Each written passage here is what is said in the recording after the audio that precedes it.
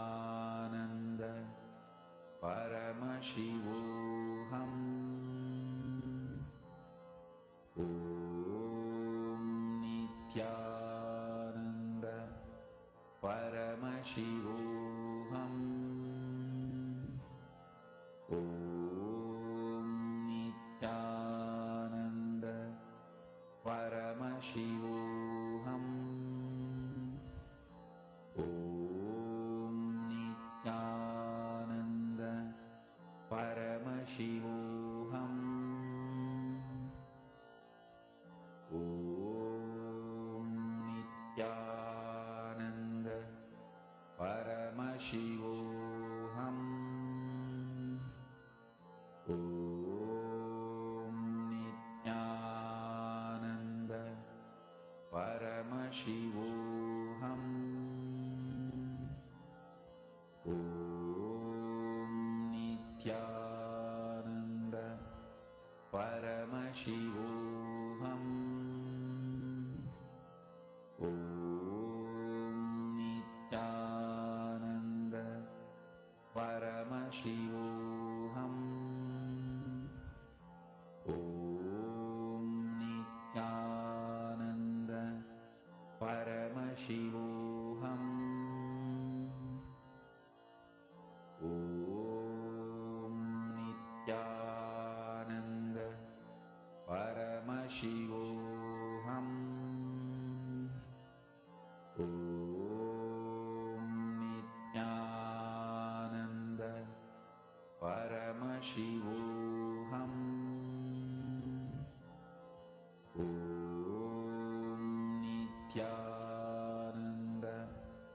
Nithyananda Paramashivoham. Om Nithyananda Paramashivoham. Om Nithyananda Paramashivoham. Om Nithyananda Paramashivoham. Om Nithyananda Paramashivoham. Om Nithyananda Paramashivoham. Om Nithyananda Paramashivoham. Om Nithyananda Paramashivoham. Om Nithyananda Paramashivoham. Om Nithyananda Paramashivoham. Om Nithyananda Paramashivoham. Hold that will persistence. That is the quality of Ganga that makes her what she is. Let that Kundalini be the Ganga within you. Holding that will persistence, that whatever may seem as the external result, you are focused on the experience of experiencing Paramashiva as your own existence. What happens externally is a side effect. It is that cognition shift, that experience of ultimate bliss as Paramashiva. That is what the whole goal of power manifestation is. Keep your entire persistence, will persistence on that experience. Just be clear. Paramashiva is manifesting whatever else needs to happen. And continue chanting the Mahavakya. Nithyananda Paramashivoham. Om Nithyananda Paramashivoham. Om Nithyananda Paramashivoham. Om Nithyananda Paramashivoham. Om Nithyananda Paramashivoham. Om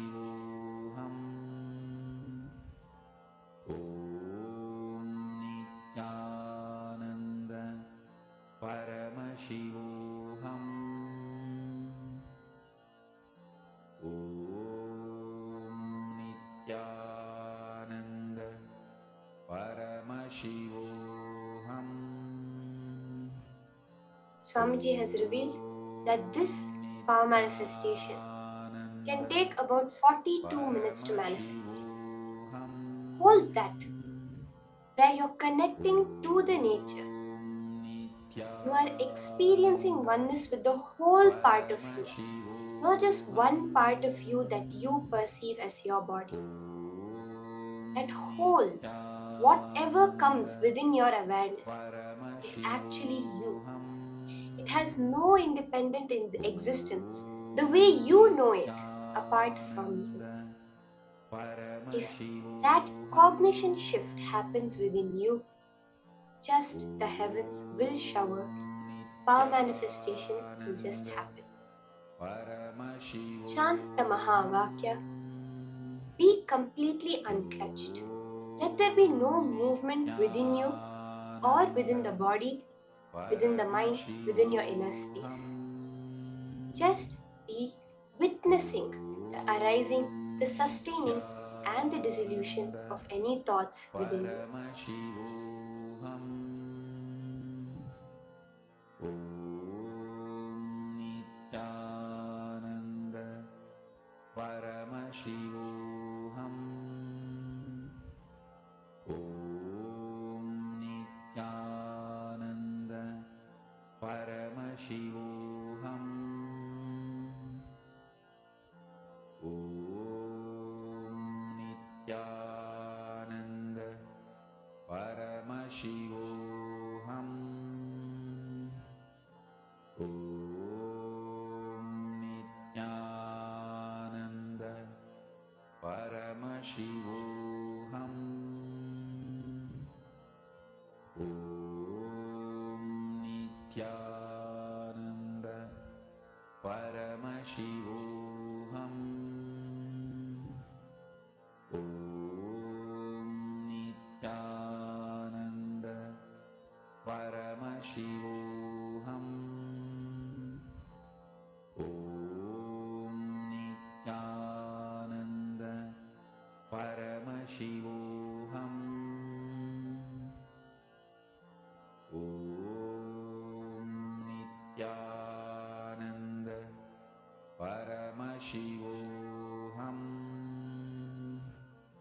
Om Nithyananda. Paramashivoham. Om Nithyananda. Paramashivoham. Om Nithyananda. Paramashivoham. Om Nithyananda. Paramashivoham. Om Nithyananda. Paramashivoham. Om Nithyananda. Paramashivoham. Mahamahavagya, spiritual lullaby for samadhi, and Suprabhatam, wake up call, wake up song for Paramashiva. This Mahamahavagya is spiritual lullaby for you to fall into samadhi. Suprabhatam, wake up song for Paramashiva to wake up in you. Just remember this one powerful cognition. This Mahamahavagya puts me in samadhi. This is spiritual lullaby for samadhi, and Suprabhatam, wake up song for Paramashiva in me. For Paramashiva to manifest. With this one spiritual powerful cognition, chant this Mahamahavagya.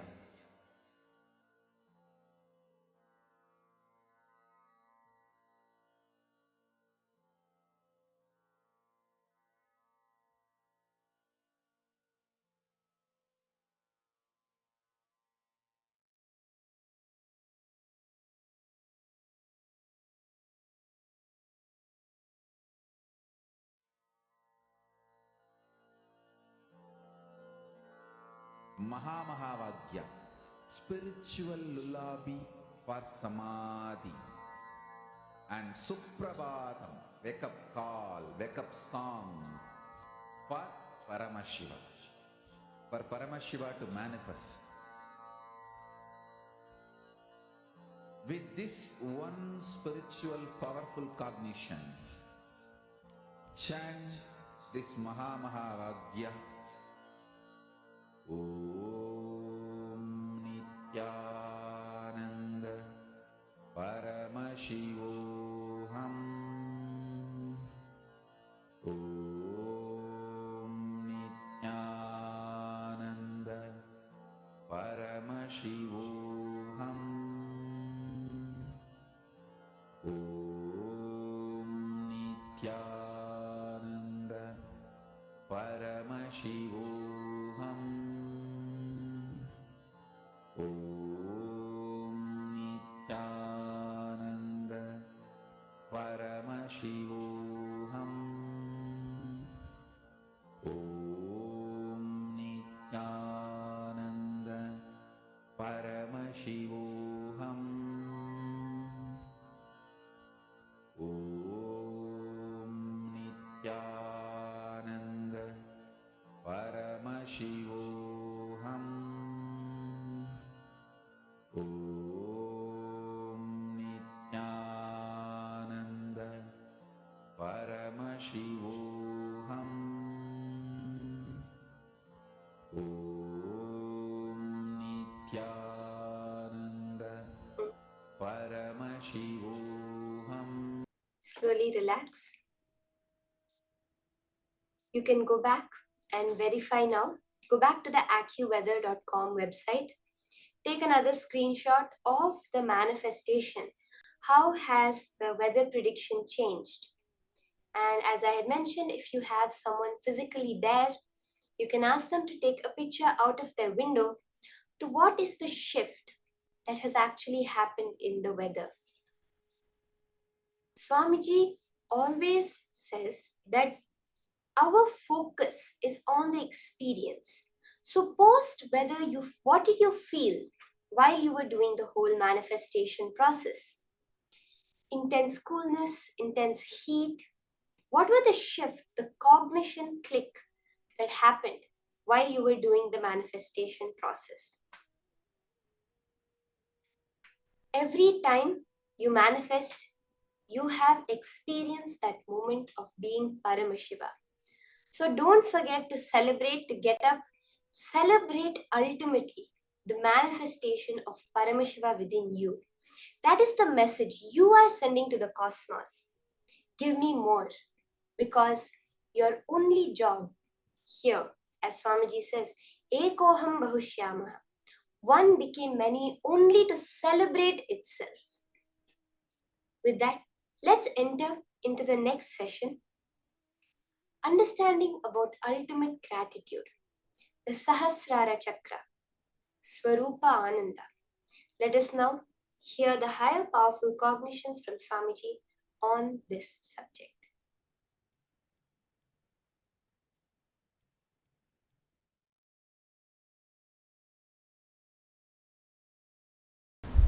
The opinions like love, hatred, those signals occupy such large space in your brain, they form like a fort and do not let you see beyond the wall. Listen, listen. Seeing this world does not make you incapable of not seeing the other worlds. No. Opinions you form about this world stops you perceiving the other planes. Listen. I'll repeat. See, this world you see. Bur, Bhuva. In the human body, you have access to all the three. Bhur, Bhuva, Swa. In human body you can experience Swa also. Bhur, Bhuva, Swa, all the three you can experience in this human body. This Bhur, Bhuva, Swa, these planes which you are seeing is not stopping your ability to perceive other planes like a Tapo, Satya, Brahma, all those lokas. But the opinions you form about these worlds becomes a huge fort inside your brain, Sahasrara Mandala, 1,000 petal flower. When that fort is built, then you are not able to see outside the fort. That stops your ability to perceive the multiple dimensions of the universe. Listen.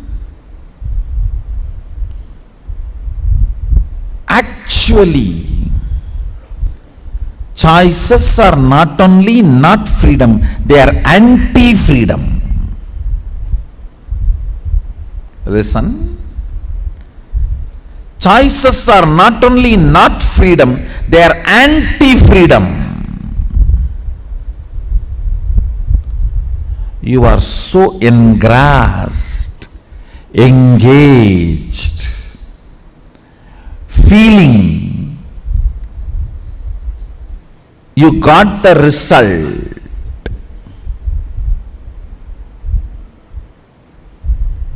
Because you do not know the way to check whether some stone is a diamond or a shining ordinary stone, you go on collecting your whole life something. Only when you are about to die, you discover a machine to check the diamond and you find out whole thing you collected is just faltu stone.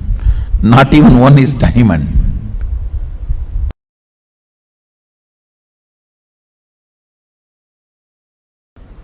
The more dimension life you manifest, more fulfilling you are, more complete you are, more Sadashivatva manifests through you. Understand? Understand? Through puja, if your breathing becomes very, listen, intense does not mean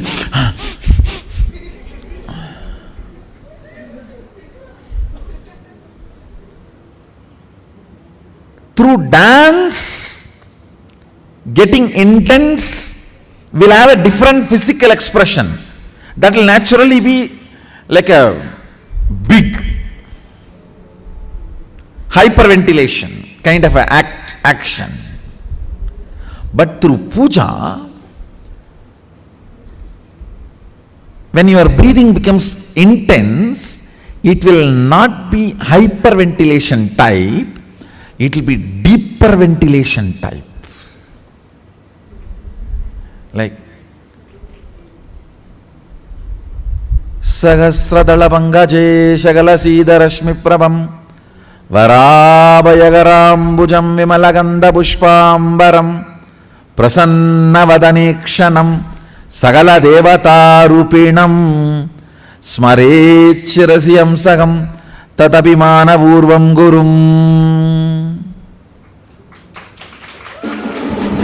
It's actually Dhyana Sloka for Guru. I can see very clearly Arunagiri Yogeshwara.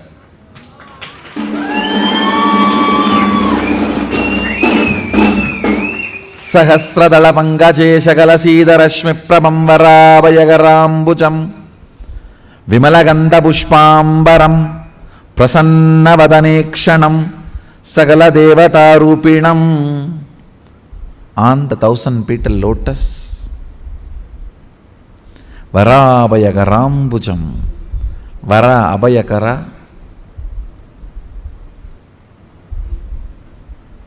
Prasannavadanekshanam, with a beautiful alive. Prasanna Vadana, smiling, welcoming. Prasanna cannot be translated just as a smiling or welcoming. Prasanna should be smiling, welcoming, alive, illumined, graceful. All that words should be added. Prasanna is something which brings you to the present. Prasanna vadane kshanam sagala devata rupinam. Embodiment, or in the form of sagala devatas, all the gods and goddesses. Smarechirasi hamsaham tatapimana purvam gurum means with my breathing flow, hamsakam. See, hamsam is the integrity syllable of your breathing. Listen carefully. Integrity means being what you are known for.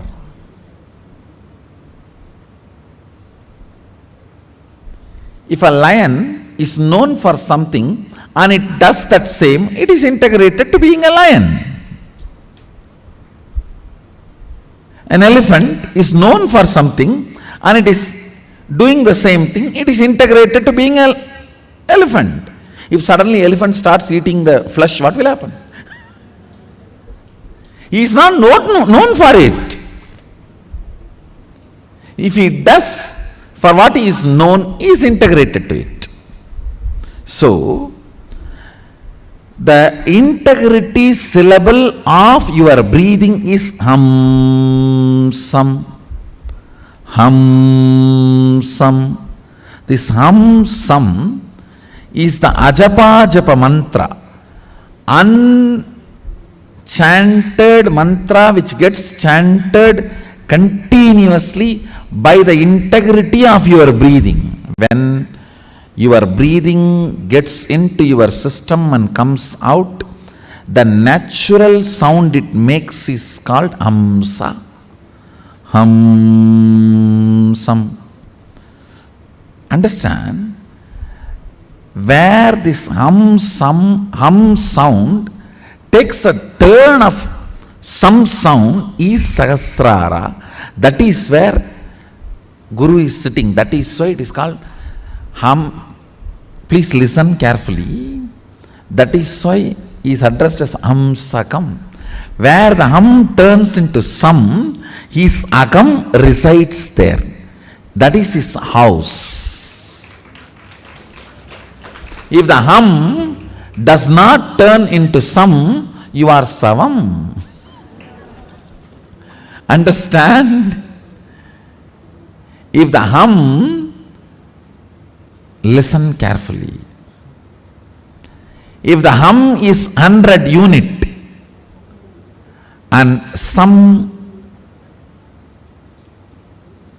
is less than 100, 99, you are just aham. If the hum is 100 and sam is 100, you are hamsa, jiva, individual soul, who had pratyakatma chaitanya jagrata. If the hum is 100 and sam is 101, you are paramahamsa.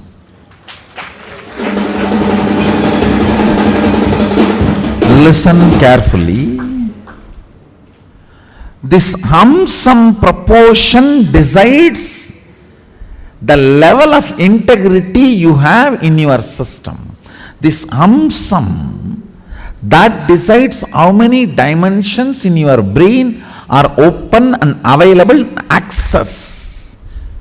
accessible to you. Listen very carefully.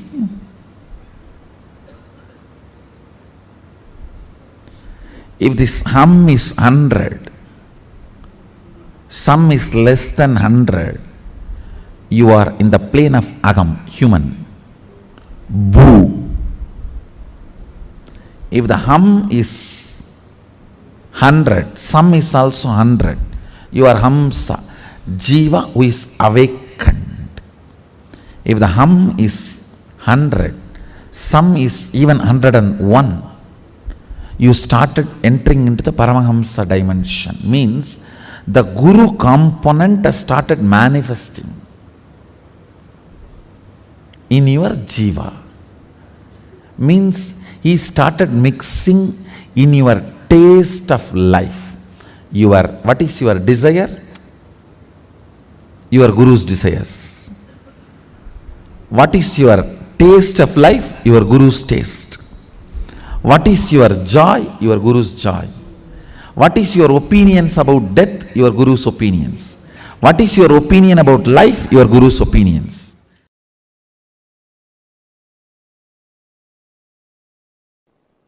If you start enjoying the narration you carry about you, Svarupa Ananda, and everyone around you enjoys the narration about you, which they carry in them. In that space,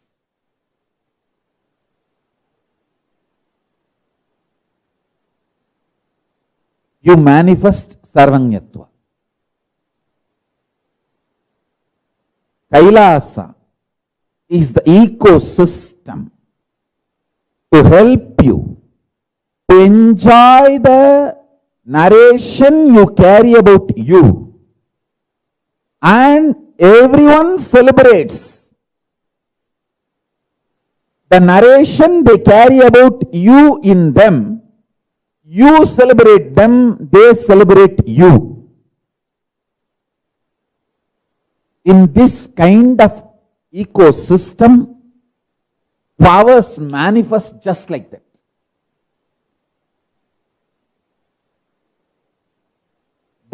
That kind of a ecosystem makes nectar flow in your Sahasrara chakra, in your crown center.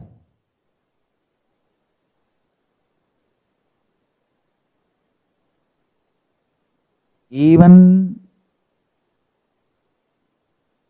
when your Guru initiates you with his consciousness, the first thing happens is your Sahasrara chakra explodes in superconsciousness, the Paramashiva space. The nectar, Amrita, pours in your system. You enjoy the beautiful narrative of you carry inside you. That you are Paramashivatva. And you enjoy the Paramashivatva of the whole universe, everyone around you. And everyone around you enjoys you.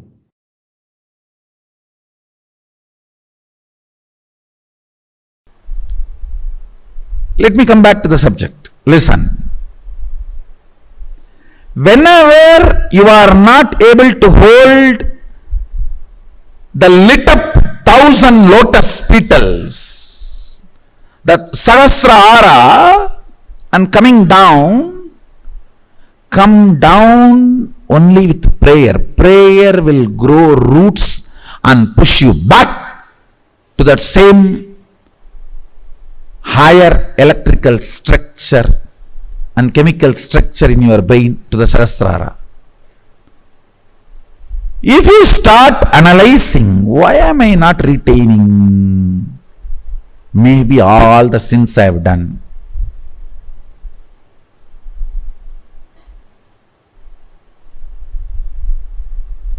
That is complete stupidity. Wrong diagnosis makes duplicate doctors.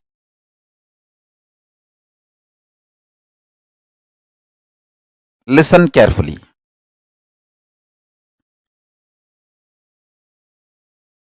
All of us are given something and denied something. Nobody can say, I am not given anything.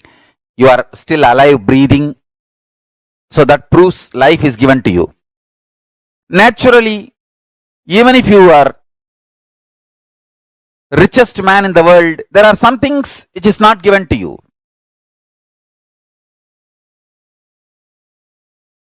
If you cultivate consciously a consciousness,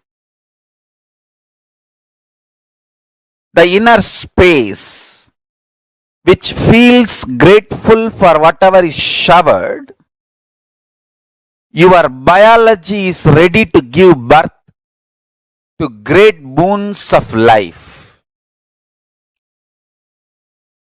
Understand?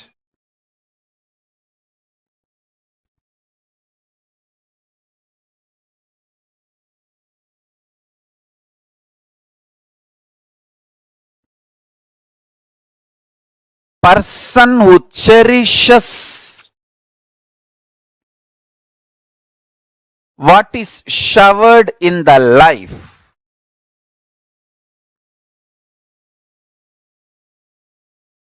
feels supported, loved, cared, and goes on deciding to support, love, care. Understand? This space is heaven. I tell you, all I need for me to run my whole day is just consciously feeling joyful.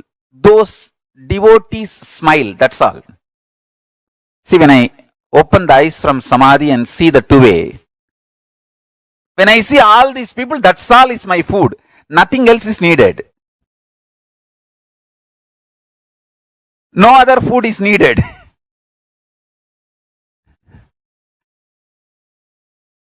Understand?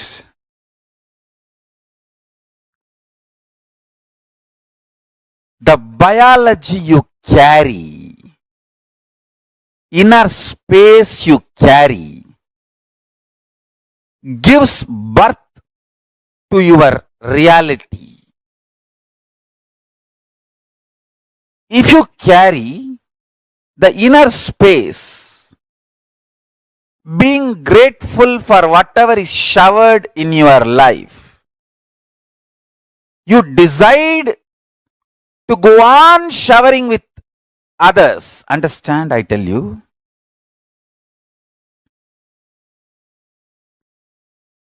Whoever enjoys by contributing are gods, angels. Angels may not be the right word. What I wanted to convey is devatas. The Sanskrit word devatas. Maybe the rough translation in English can be gods and goddesses, not angels. Because devatas are much higher than angels. The concept of angels. Listen carefully.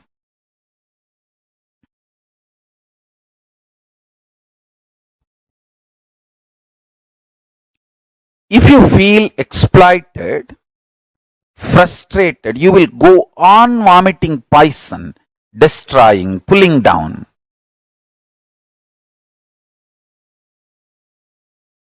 Spreading hatred, vomiting poison. You will be so deluded. You will know you are straight lying. And you will believe it is perfectly alright. That is the worst delusion. That's the worst delusion. Money gets more money. Integrity gets more integrity. Laziness gets more laziness. Abuse gets more abuse. Joy gets more joy. Bliss gets more bliss. Sadness gets more sadness. What you work for, you get that. I tell you, listen carefully. I really tell you.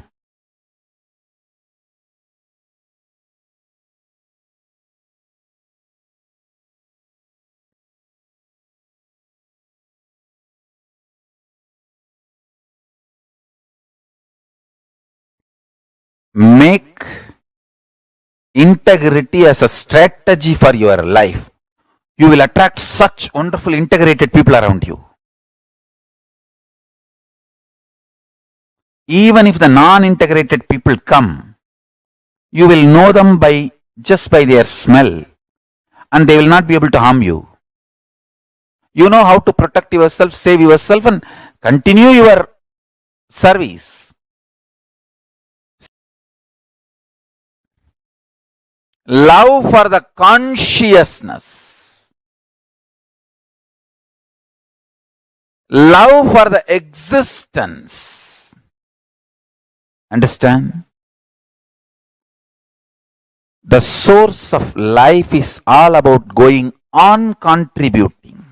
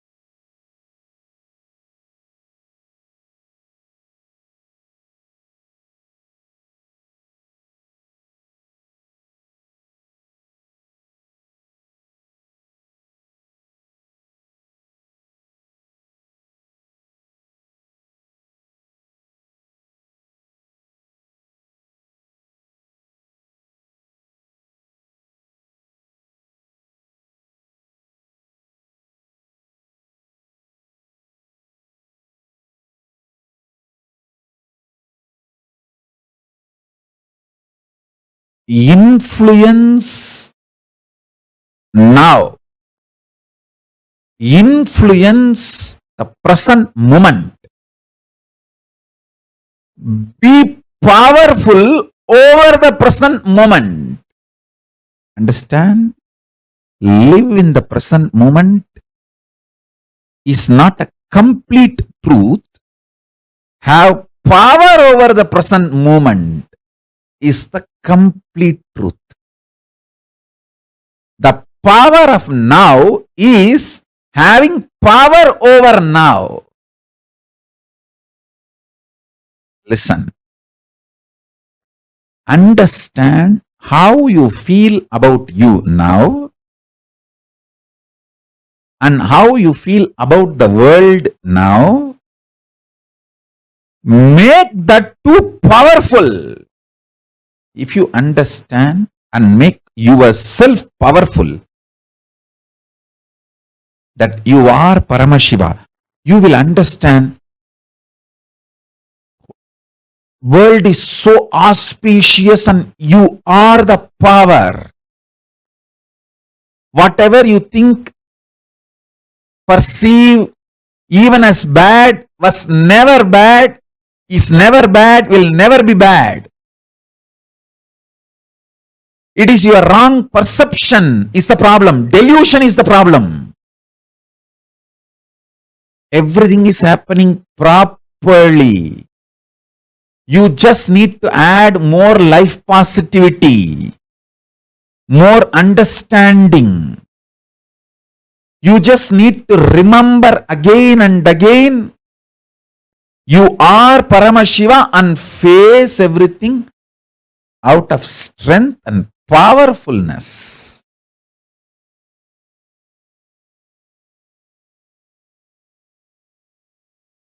Now, the next truth, listen.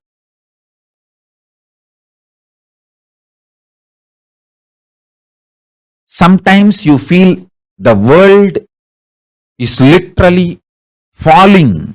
The roof is falling on your head. You are crushed. You are collapsed. The world is just, sky is falling over your head. That is what is reality, and you perceive that as a reality about world, and that reality, that perception about the reality collapses your perception about yourself, and you collapse. That is what you call everything is determined, fate, nothing can be done. Sometimes you feel, wow, what I want is happening. So your perception about the world is what I want is happening, and the reality, what I want is happening. Oh, then everything is free will. We have full freedom. Listen, both are of understanding. Determination or free will, both are of understanding. Sometimes when things happen as you want, you feel, oh, life is free will. Sometimes when you feel things are not happening as you want and the roof is collapsing, crashing on your head, and you feel everything is predetermined. Now understand this truth. I'll give you one more example. If you are standing with both the legs, that's the way you experience reality. You raise one leg, that is your freedom. After that, you cannot raise the other leg also. That is determination. So understand, the choices you already made are binding your future freedom possibilities. The choices you already made are binding your future possibilities. This is when you feel whether life is free will or predetermined.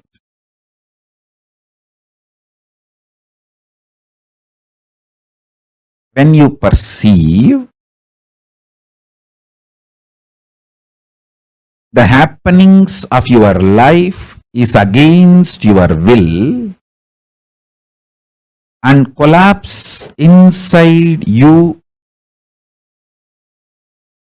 the way you perceive the world very negatively, and collapse your own identity about you and lose trust on you. When this happens, whether you made earlier some choices or not, you will feel bound. You will feel life is predetermined. There is no free will. Life is unfair, injustice, adharma. It is all just might is right. People who have power, they grab everything. Nothing is right. It's all chaos. There is no order. And at some moment, when things happen as you want in the outer world, and your perception about the world is little better, you feel, the free will is life. There is a possibility. I can recreate, rebuild. Life has some hope. But please understand, both are of truth.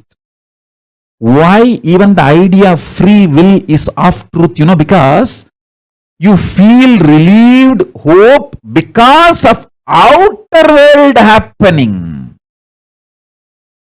But the real truth is, if you decide to cognize the truth, you are Paramashiva, Paramatma, ultimate powerfulness. Understand? Whether life is predetermined or free will, the super determinism is the truth. Answer for the question whether life is free will or predetermined is life is super determinism. Neither predetermined nor free will. It is super determinism. Understand? Empowering yourself with the truth, reality. You are Paramashiva. You are the ultimate Paramatma. And from that truth, reality, making your perception about life, and with that strength of your subjective truth about yourself and your subjective experience about the world, impacting the world, the reality is super determinism. This is the real way of existing. This is what I call freedom. Freedom is not choices. Freedom is manifesting the reality you want to manifest. Listen.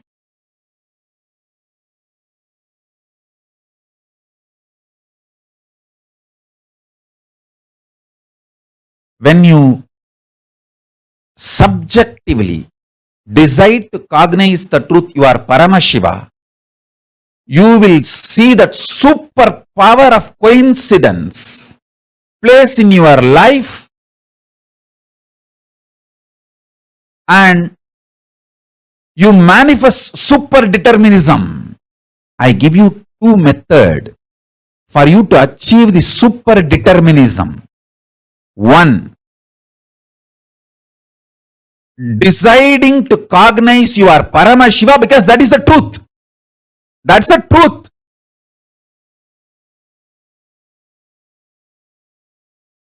And face your inner space, your perception about life and the life reality itself.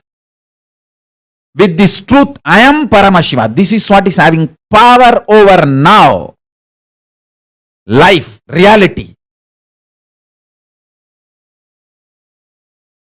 That's first. Second,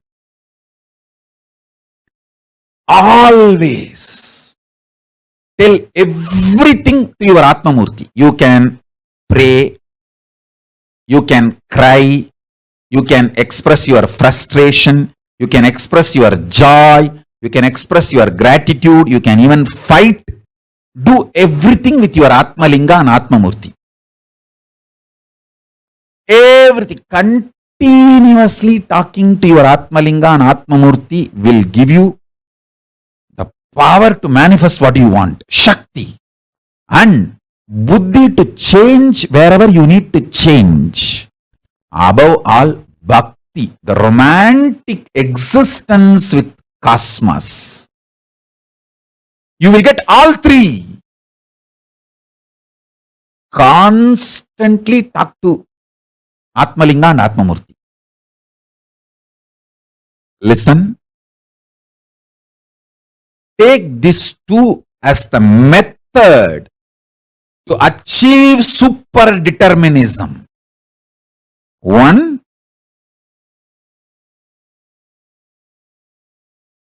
decide to come to the powerful conclusion you are Paramashiva because that is the truth.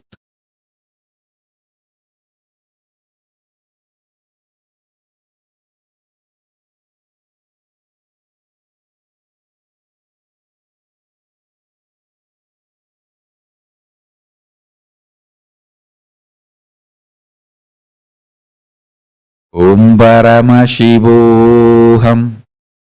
Om Nithyananda. Nithyananda Paramashivoham.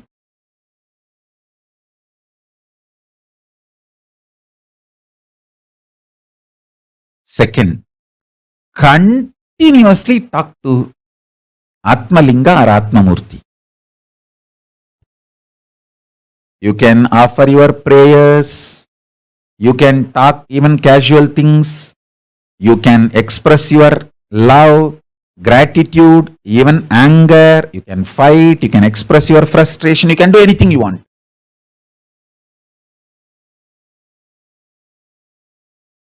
And I commit with you, I will respond to you immediately. I'll give you what you want. Shakti, to manifest your life as you want. Buddhi, intelligence to alter. If at all you need to alter somewhere your wants for your greater, better, complete life.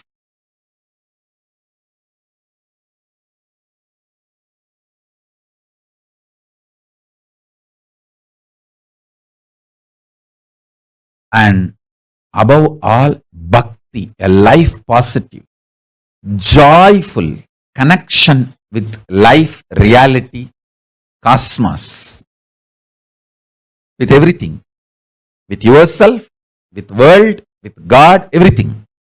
And yukti, method to live enlightenment. And mukti, enlightenment itself.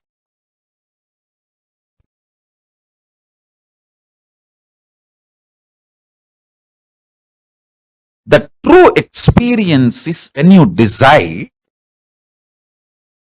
you are Paramashiva, you get power over the now, present. The power over the present gives you the liberation from all these four different theories, theologies, philosophies, rational arguments, ideas, concepts. You experience tremendous powerfulness subjectively. Because of that powerfulness subjectively, the state of Paramashiva, that's what I call state of Paramashiva. Your subjective experience about the object also powerfulness, Parameshwara. Understand? I want to express these three words. Your subjective experience of your subject, your subjective experience of the object, and the object, reality as it is. Understand these three words. Your subjective experience of your subject, yourself, your subjective experience of the object, world, and the world, the object itself. In these three, if you empower the subjective experience of your subject with truth, that truth makes your subjective experience of the object also powerful. When these two components of you becomes powerful, it impacts the object and makes what you want to manifest as life. This is the experiential reality of super determinism. Everything else is a delusion, false.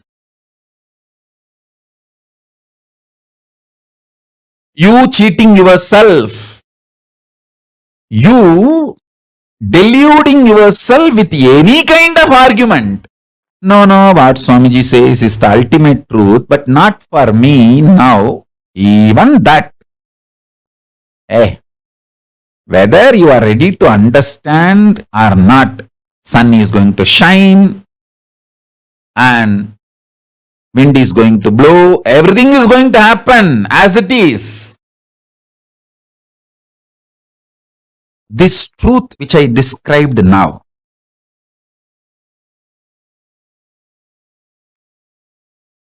I'll explain the next level. Listen. Super determinism means empowering your subjective experience about you, your subject, with the truth you are Paramashiva. Paramashivatvamasi. You are Paramashiva. Empower your innermost subjective experience about yourself consciously. You are Paramashiva because that is the truth. And from that powerfulness, analyzing your subjective experience about the object, world, understanding everything happened in your life is just to trigger this enlightenment in you, trigger this awakening in you. Even the grahas, there is no graha, bad graha. There is no time, bad time. Only to remind you about your great truth, the grahas act. When you don't want to be reminded to live the higher reality, then no other way, the grahas has to make you understand. All grahas focus on awakening you. They are all working sincerely for your inner awakening. Understand?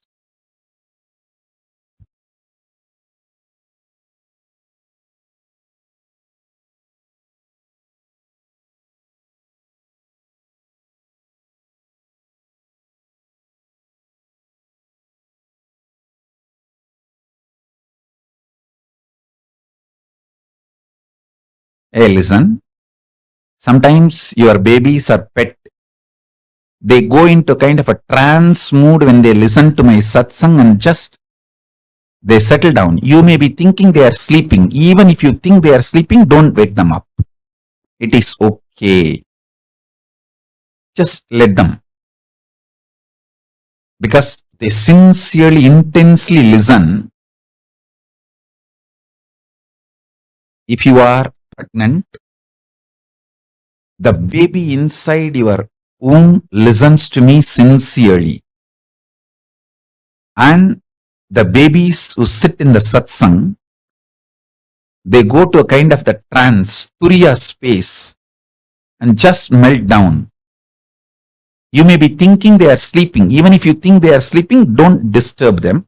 Allow them to sleep. It's okay.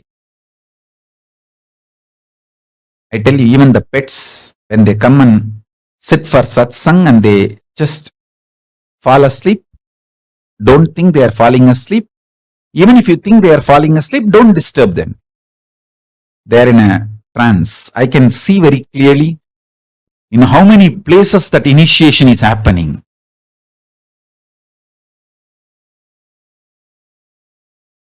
When initiation happens, so many people react in a different way. Babies go into the trance of turiya. So all of you, allow this initiation to happen inside you and to everyone around you.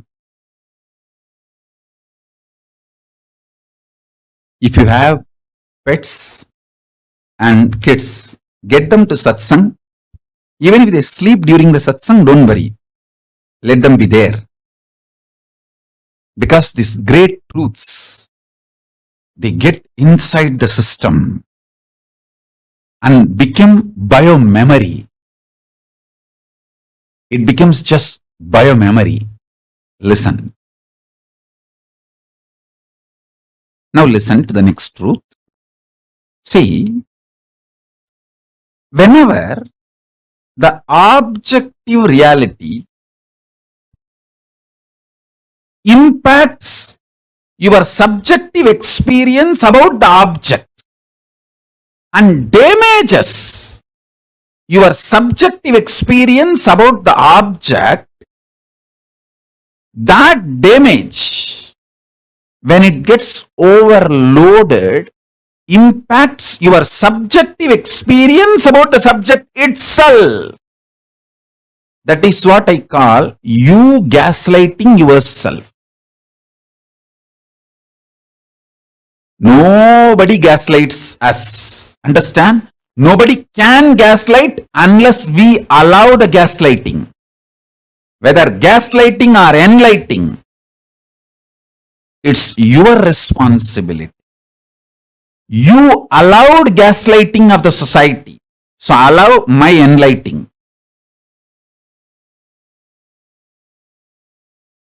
Stop allowing the society's gaslighting, allow my enlightening. So listen carefully.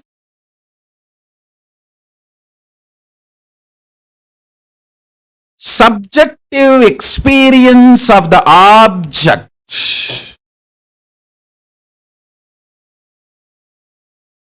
should be impressed by the truth of the subjective experience you are Paramashiva, not by the objective reality so-called this world and your equations with this world. You always have wrong equation with this world. Always you feel injustice is done to you.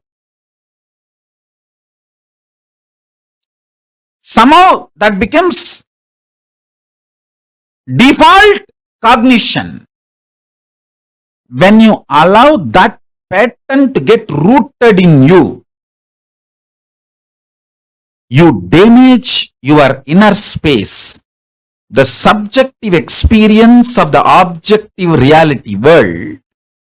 When you damage your inner space, that damage impacts your experience about yourself. This is what I call powerlessness.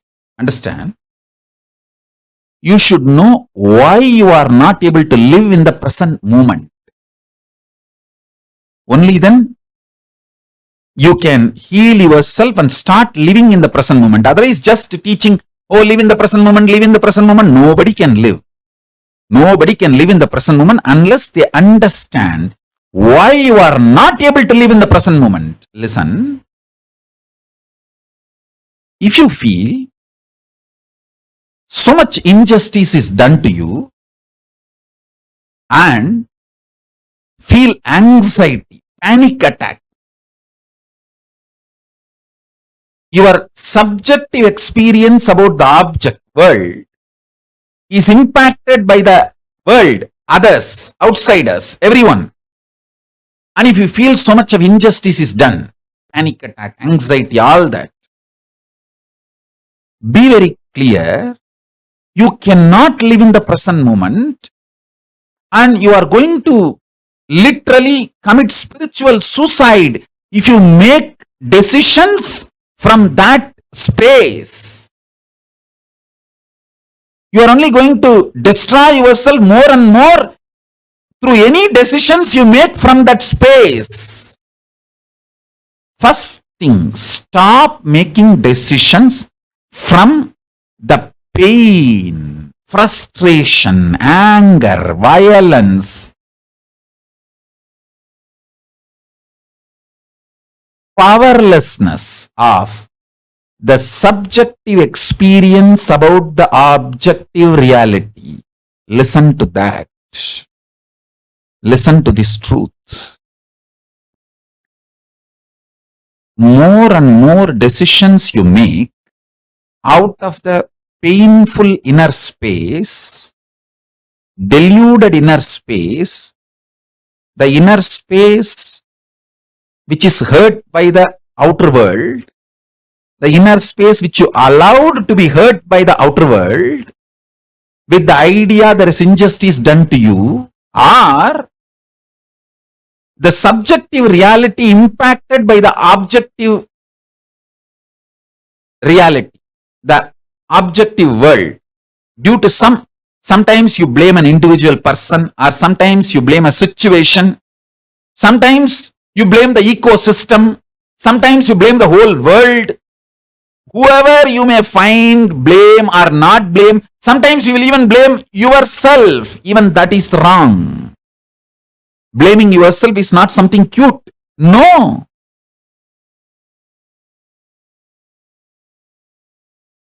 Don't say, oh, I am suffering so much. How can I be Paramashiva?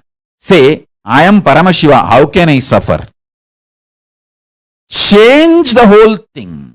Listen. Don't say, I am suffering so much. How can I be Paramashiva? No. Say, I am Paramashiva. That is the truth. How can I suffer? Let truth empower your experience about you and empower your experience about the object.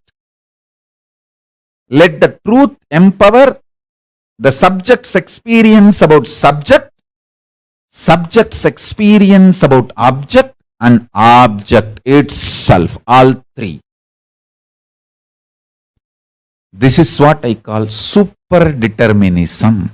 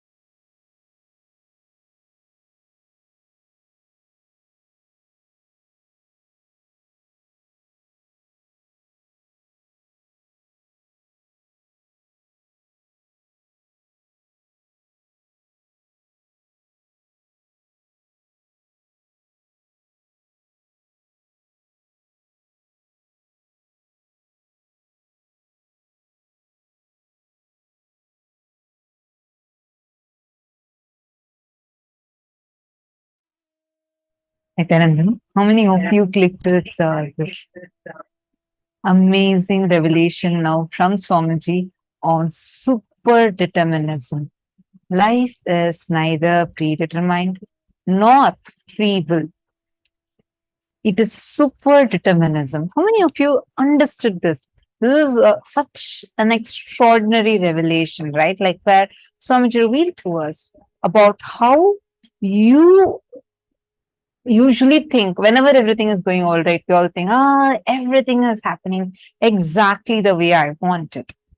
But then when something goes like not really right the way we want it, suddenly we start feeling, oh no, life is actually, my fate. Someone is somewhere in the remote corner of some heaven, somewhere where God is sitting and conspiring against me and writing my fate like this. Look at my fate. This is how my fate is. How many of you have thought like this before? Please raise your hands. We all keep thinking, we keep saying that, oh, this is all my fate. This is my fate. That is my fate. Please post. Come on. How many of you had this thinking or have had this thinking about either life, you think life is free will or you think life is predestined? You call it in various languages, in different ways, but the essence would be something like, this is what God has written on my forehead and get, this is what is my life going to be like. Am I right? It's actually quite a popular terminology. I think literally we all would have grown up hearing this. Ankita has posted this. Sometimes I given excuse for my failure by thinking it is fate. See, Ankit, actually, you don't even need to think in that much level. It's not just whenever we blame our failure to be fate, but we think that fate, when we use, it's like putting it on some other entity which we don't feel is, we don't feel responsible for it. And we also feel we don't have the power to change it. You're understanding? I used to put all the unpleasant things in life as my bad karmas from previous life. So now all of you are seeing it, right? How all the time we blame something, and like we usually just say, this is my fate, what can be done? That nothing can be done. Nothing, how much ever I try, nothing can be done by me for this. Nothing can help me fix this. This is a generic thing that all of us carry, and we feel so stuck about it in our lives. Only if all of you identify where exactly you feel, you'll be able to identify and understand what Swamiji is saying as superdeterminism. First, I request all of you to write, what do you understand as seeing your life as all predestined, fate? And curse, many times people curse God for it. Right? Anything that happens good in life, you'll say, oh, I achieved it. Something goes wrong, we all the time curse God and say, oh, why is God so sadist? Why does God plan only suffering in my life? All is, look at my friend. Even though I'm much more qualified than her, look at what she is getting, what he is getting. And say, this is what to do, this is what my fate is. And there are some people who say, no, fate like that, things don't exist. It's all your free will. You can choose your life. Neither of these are right, nor are they complete cognitions. There is something called as default future. Default past creates default future. And there is something called as your free will. But the free will word is a very shallow word. There's something more deeper called as the superdeterminism. That superdeterminism is what gives you the power to influence the reality the way you want to influence it. Take some more time, because what we all listened to just now was such an extraordinary cognition that Swamiji has revealed to us. Where Swamiji explained to us about how nothing is, you can never put something into a box saying this is all. Like Ma Ankita had posted, like we usually blame our failures and say this is all my fate, what to do. Or what Ma Saroj posted, all bad karmas, he say, hey, yeah, these are my previous Janma karmas, my past birth karma. Actually, even there, we feel like we are not even responsible for it. We feel like a certain distance, you only feel responsible for what you do in this life. How many of you are clicking with this? I just want first to request all of you, if you could all let me know, how many of you understand thus far? Please post yes in the chat if you have understood so far. Please take a moment. This is one of my favorite topics, because if we understand the science of superdeterminism, we will be able to influence the reality the way we want it. You will not be struggling, stuck with things saying that I didn't get an opportunity to do this, I didn't get that opportunity. And you think, oh, why I put this much of effort? If everything is about free will, my friend, he didn't do anything for it. He didn't work for this, he didn't work for that.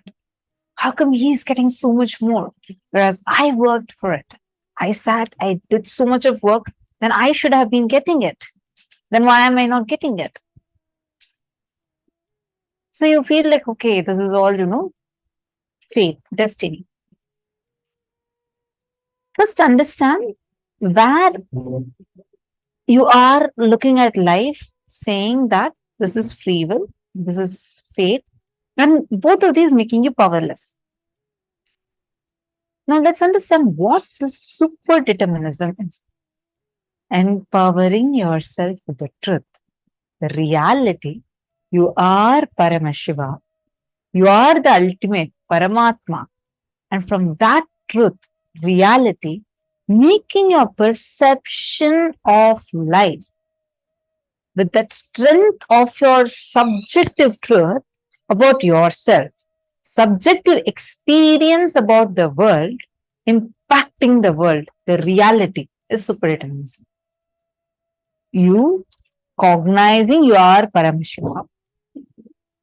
From that cognition, reality that I am Paramashiva, making the perception about life, not from the cognition that you are whatever identity you think yourself to be, but from the cognition, I am Paramashiva, you looking at your life from that, and with that strength of that cognition of your life, from the subjective experience about you, subjective truth about you as Paramashiva, subjective experience of reality, the experience you're having of reality, you impacting the reality is superdeterminism. How many of you understood this? I wanted to share with all of you. There's like one experience I had, which is very strongly related to this, I feel. So I'm going to be sharing that. First, I'm going to request all of you to type this one cognition and please share it on Facebook. I'm going to be projecting this for all of you. Take a few minutes. Just the first definition that all of you are seeing. Take a moment and please type that down. Then we'll be going further into this. Take a moment. All of you, please type down the first definition. I'm going to be reading out so that it's easier for all of you. Empowering yourself with the truth, reality, you are Paramashiva. You are the ultimate Paramatma. And from that truth, reality, making your perception about life, and with that strength of your subjective truth about yourself, and your subjective experience about the world, impacting the world, the reality is super determinism. Please take a few minutes now and type this down. I request everyone to please type it.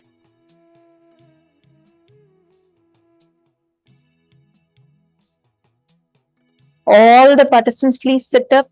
I request all of you to please kindly settle down. This is an important session for today's initiation.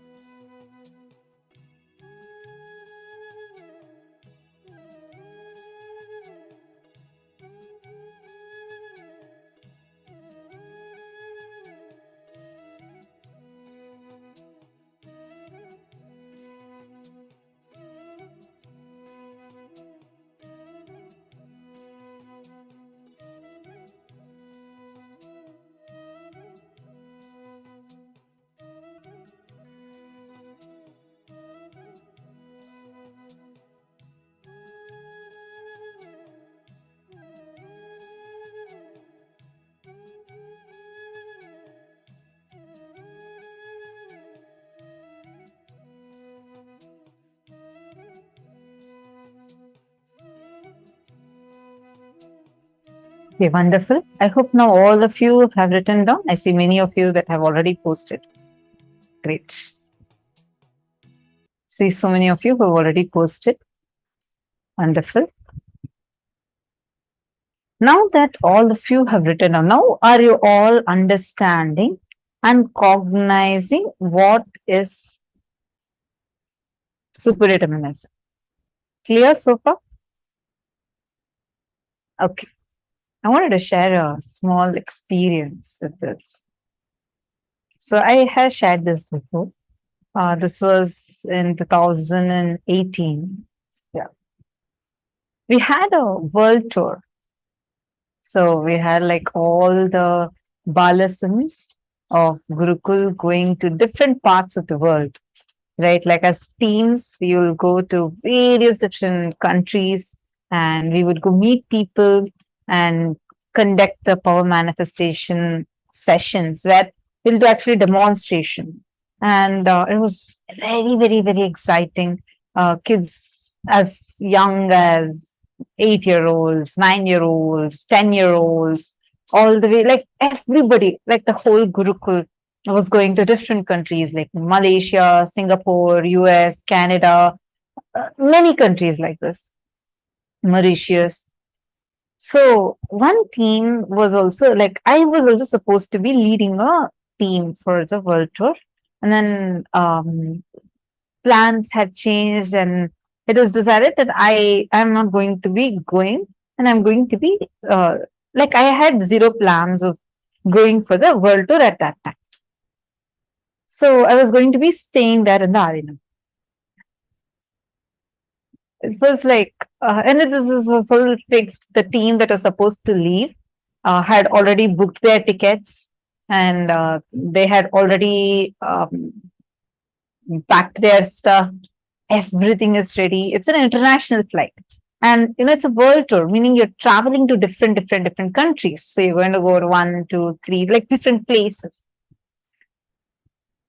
The tickets were fixed and written tickets, everything was fixed, planned, purchased, ready ahead of time itself. There was supposed to be 5 tickets totally. For the whole trip, they were supposed to buy 5 tickets. They bought all the 5 tickets.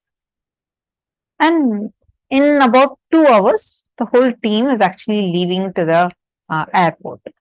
All right.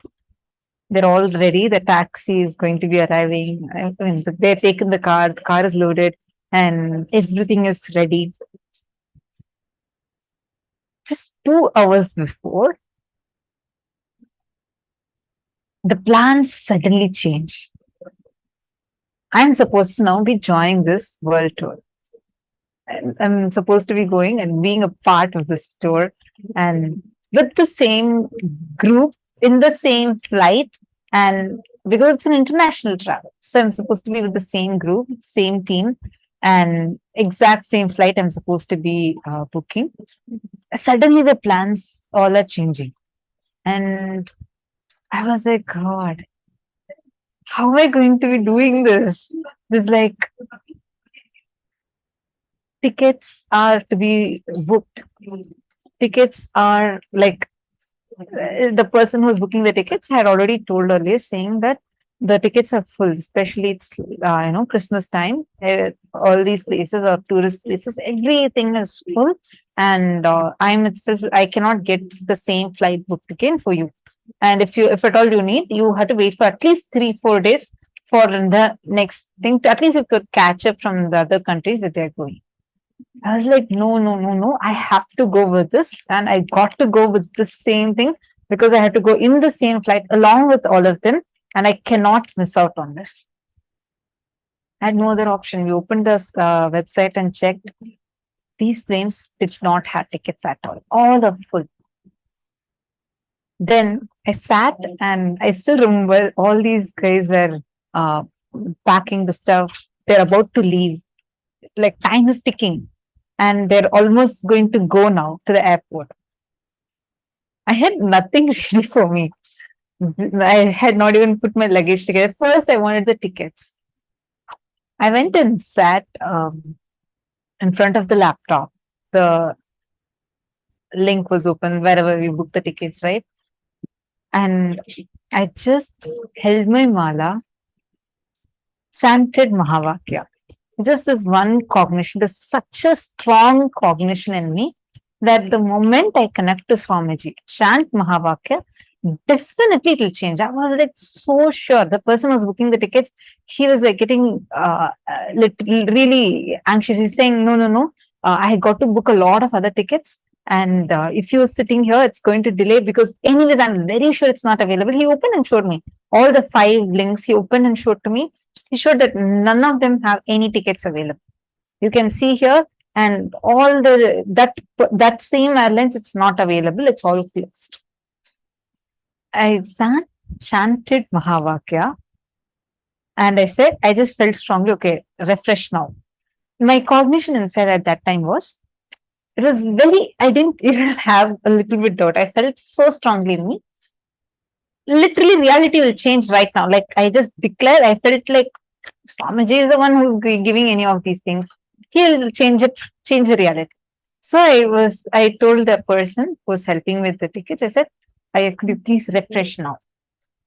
He went and he refreshed. Exactly one ticket popped up in the same airlines, exact same flight with the exact same time. The first link worked. I was so excited. He said, no, I can't book even if one has come. I need all the 5 to come. I was like, okay, fine. I'm just sitting right here. I'm going to chant Mahavakya and declare for the rest 4 also. One by one, I chanted Mahavakya every single time. He refreshed in all of it, one after another. One. Exactly one ticket opened up and I was able to book it. And I went to the world tour and I had a great time, like actually traveled to the world tour. This was my experience where just all I did was connect to Swamiji, chant Mahavakya, and that impacted the reality to such an extent where an airplane ticket, not once, see, once if it comes, I can say, okay, miracle happened, coincidence, but it was not just once, consecutively, all the 5 came. I even made a post of this on Facebook at that time. It was like such a strong experience that even now I strongly feel anything that is needed. It's not even like I had to convince myself. I just strongly feel if something I need to change, I can just connect to Swamiji, chant Mahavakya. I'll hold my mala, chant Mahavakya, and Swamiji will just manifest it as a reality. This is what I understood as super determinism, where, I mean, this is just connecting to Swamiji and manifesting, but where your subjective truth and where you cognize yourself as Paramashiva, from that, you cognizing the world. How do you cognize about the world at that time? When I see the world as normally as Mata Tupri, I feel like, oh God, this is not going to be possible. How can the tickets are all booked? We'll try to think of logical solutions. Okay, if not this, then that, then this, then that. But at that point, it was like such a strong click because of the experience Swamiji has given multiple times earlier. Connect to Swamiji, chant Mahavakya, definitely Swamiji will make it happen. So that was the cognition of the world at that time. So from that, when I made a declaration, Swamiji simply made it happen. Understand, the moment you cognize inside you, I am Paramashiva. From this cognition, I am going to make a declaration. And with that declaration, I am going to impact and influence the reality. That is super determinism. How many of you are clicking with this? Please take a moment and pause.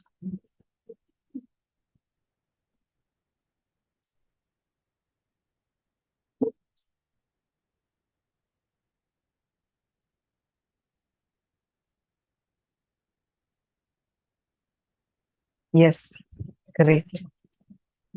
How many of you feel inside of you now that anything you need, you will be able to actually change it. For example,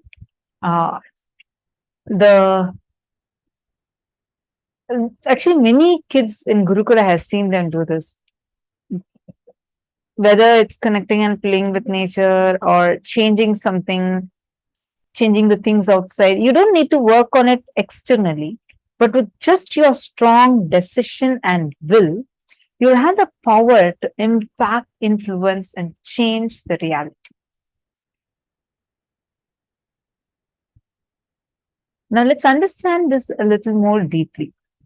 Now, take a moment and cognize inside of you, what is this super determinism? Understand, freedom is not choices. We all usually think freedom is choices. Oh, I have variety of clothes to buy. I have variety of lifestyles to choose from. Choice is only suffering. Freedom is manifesting the reality that you want to manifest. What are choices?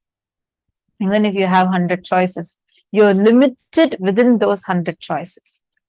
But freedom to manifest is you deciding, declaring what you want to manifest, the way you want to manifest it, and actually manifesting it.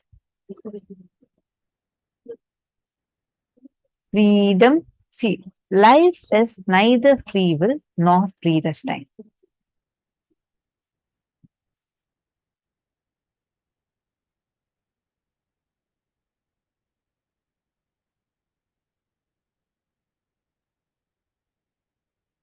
Thing as everything is previously set, it's all written and you have to go as per it. And at the same time, there's no such thing as, everything is completely free will. Like as you decide, it will happen. Life functions based on super determinism.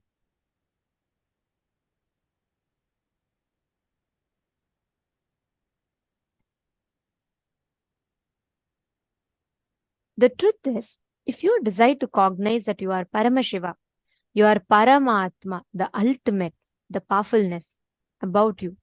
From that subjective truth, if you understand your perception about the world, impact the world, that is called super determinism. All the issues, all the problems that we have, if we just connect, if we just understand the significance of what our will is, are we going based on free will or are we going based on our perception of fate, what is predestined?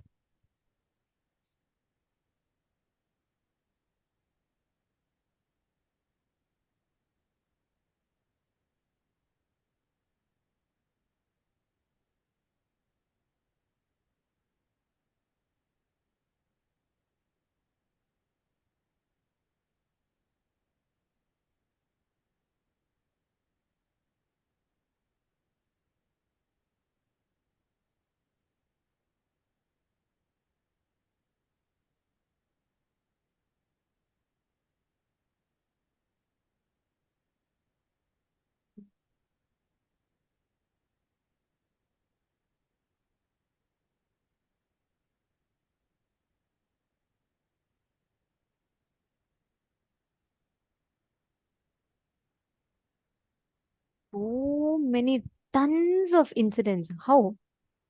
What we think, many times we will think, oh, just because it is not happening the way I want, oh, everything is fate, nothing is under my control, better let me just leave everything.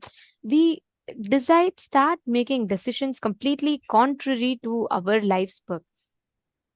And the whole game of life that we are having is all within this. There is actually, if you see in India, right, there's a very there's a tradition that they follow where in front of Ganesha deity we will break stones. Sorry, we'll break coconuts. Sorry. And if you see these people, they'll say, oh Ganesha, if you make me pass in my exam, I will break 100 coconuts for you. If they fail in the exam, they break the Ganesha himself. We either take it to the extreme of breaking 100 coconuts or we take it to the other extreme of breaking the deity itself if it doesn't manifest. But both are wrong. See, always life does not manifest, is not bound to manifest as per fate or as per your free will. Every truth, whenever you cognize you are Paramashiva, the reality of life that you manifest, that is your subjective truth becoming objective reality. There's a very beautiful story from Hindu Puranas about this. There's a great sage called Rishi Markandeya. He's eternal. He's one of the few people who are immortal, who never die. If you see his story, right, it's a very beautiful story. His father, Rishi Markandeya's father and mother, they're great rishis. And they are doing tapas for a long time. And they want they want a child.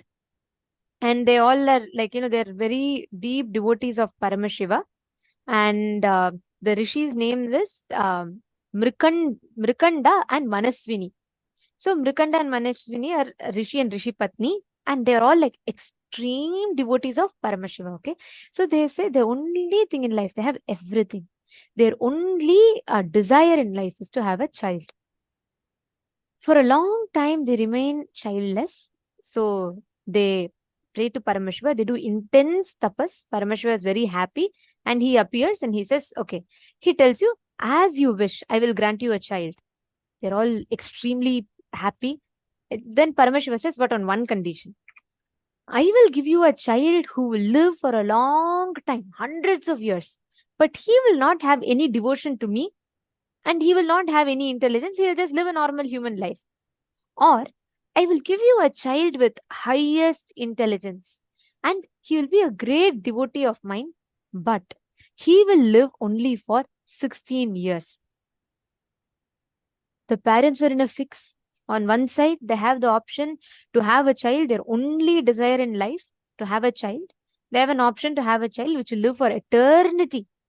But he will not have devotion to Paramashiva, the very purpose of their existence. And on the other side, the child is going to be highly intelligent and extremely devoted to Paramashiva, but is only going to live for 16 years. The parents are in a fix. They don't know what to choose. Then they decide, nothing is important than Paramashiva in life. If my child is not going to be connected to Paramashiva, I don't want that child. So they say, Paramashiva, even if my child lives for only 16 years, I'm okay with it. Please give me a child that has devotion to you. That's all matters. Paramashiva says, all right, tatastu. He tells, remember, you will have a child born on the 16th birthday. By the end of the 16th birthday, the child will leave the body. The parents are extremely disheartened, but they say, it's okay, whatever, come what may, let's face it. And the child is born. They name the child as Markandeya. And the child is extremely devoted to Paramashiva. He worships Paramashiva and he lives like he soaks himself in the worship of Paramashiva. And then he does puja, everything he does, and he takes up various responsibilities. And he's highly intelligent. The child knows it is going to be, he grows up, 15 years pass by, and the parents are so deeply attached to the son. They become so attached to the son. They love him a lot. He takes care of the parents so beautifully. And he is going to turn 16 the next day. And the parents are extremely suddenly sad. Markandeya is surprised. He's like, what happened, father? What happened, mother? What is happening? Why are you all suddenly so sad? Then the parents tell Rishi Markandeya that, look, when we got you, when you were born, Paramashiva gave us two choices. We chose you. And tomorrow is your 16th birthday. You're going to be leaving your body. Then Markandeya is shocked for a moment. He says, if Paramashiva told I will leave my body, then what else? I will go to Paramashiva only. I am ready. Till I leave my body, the last moments of my life, I want to spend with Paramashiva. Markandeya decides that. So on the 16th birthday, he goes, he cuts the tree, firewood, everything, brings for his parents, attends to all of their needs. It's 16th day. He has to go. As per the law of his life, as per Paramashiva, the fate, the destiny written to him, he's supposed to leave the body. 16th birthday, he's sitting and he starts chanting, Trayambakam yajamahe shugandhim pushtivardhanam urvarkamiva bandhanat mrityormukshiyamamritat. He very beautifully composes shlokas on Paramashiva. He goes on chanting, chanting, chanting. He makes a Shivalinga and he sits in front of the Shivalinga and he's chanting. And what happens? It is time. There is in Hinduism, the Yama Dharma he's the person who's accountable to come and take the souls. So when people have to leave the body, he himself will come and he'll put the noose, the pasha, and then he will take the life. So that he'll remind the beings that, your purpose is done, your time is over, come on, time to go to your next birth, next body. So Yama is responsible for that. Yama Dharma comes, he's seeing Markandeya doing puja. So first, sometime he's trying to wait, but then how long? He has to maintain his integrity, right? If someone has to die, Yama has to take. It's the law of the cosmos. So Yama is waiting. This Markandeya is not finishing the puja. Then Yama says, no, come on, it's time for me to take you and come. Markandeya, he, out of his love, he's a small child, a 16-year-old boy. Out of his love, he goes and hugs Paramashiva. He says, oh Prabhu, come, you take me. Like that, and he goes and hugs Paramashiva. What happens? By then it is time. If Yama delays putting the noose, that means he's missing his integrity. It's like a whole thing, right? It's a whole mishap in the dharma, in the whole Kala Chakra, the flow of time as per his destiny. Here it's a question of destiny, free will, and the whole game is between that, right? What is the destiny? What is the what is the fate and what is the free will? So then Yama says, come what may, I have to take this boy. There's no choice. So Yama when Markandeya is hugging Shivalinga, Yama takes and puts the noose. The noose falls around on Paramashiva Linga and Markandeya together. That's all. The moment noose falls on Paramashiva, from the Shivalinga, Paramashiva comes out as Kalasamhara Murti. He comes out in that most terrifying form. He comes out with a Trishul, and Paramashiva says, how you have put the noose, not just on Markandeya, but on me. Then Yama says, Prabhu, you have law of light, told the fate of this boy is 16 years old, supposed to come. Markandeya is hugging Paramashiva. He's not leaving Paramashiva. Paramashiva, very beautifully, Swamiji explains this scene so beautifully. Swamiji tells, at that moment, see, what Yama is doing is not wrong. As per Dharma, Markandeya is supposed to die. It is Yama's duty to come and take Markandeya. But the free will of Markandeya does not want to go. Fate versus free will. At that time, Markandeya prays to Paramashiva. That super determinism, his prayer, his feeling connection. He didn't go, his free will was to live. He wanted to live. He wanted to serve. He wanted to continue connecting and enjoying Paramashiva. But that free will, that super determinism is what is him connecting to Paramashiva. Paramashiva then beautifully tells Yama, look, this is the law of life I gave you. So I'm going to remove you, means remove your life, reprogram your life with the upgraded software, the upgraded law, and I'll reinfuse life back to you. That is what is Kala Samhara Murti, the one that kills time itself. Paramashiva, just for that 16-year-old boy, Paramashiva himself comes, he kills Yama, and he tells, from now onwards, when I say kill, I mean he takes the life, puts it on himself. Paramashiva merges Yama into himself and upgrades Yama Dharma's software, saying, from now you have to take the life of everyone on time, exempting my devotees. Anyone who connects to me, when somebody is worshipping me, when somebody is connected to me, you cannot touch them. He gives his upgraded instruction. He upgrades the whole niyama, the law of the life and flow of life. And he gives life back to Yama Dharma. And Yama is like, Prabhu, he's like falling at Paramashiva's feet and he's saying, thank you. And then he understands and then he leaves. Now Markandeya is there, 16 years. Paramashiva looks at him and says, just because of your integrity, I am giving you a boon that not just you will not die, you will eternally be 16. You will always be 16, eternally 16, and you will connect to me. To this day, Rishi Markandeya lives. He is alive. There is a temple where he regularly worships Paramashiva. There are tons of this thing. Of course, he might not be visible to our naked eye in today's world. But to this day, Rishi Markandeya lives. He's done so many great compositions and amazing things. That is what is the Mahamrityunjaya mantra. It was Rishi Markandeya who delivered the Mahamrityunjaya mantra. So understand, it is so beautifully how when you see there is even fate, there is free will, but your super determinism, your connection to the Guru can change the whole law of the life and flow of the life for you. There is no such thing as free will. There's no such thing as just because you want, you are going to do it forever. At the same time, there's no such thing as predetermined. There's no such thing as it's fate. You have to do this, it will happen. Beyond both, there's power of consciousness. Super determinism. How many of you are catching it? You're clicking.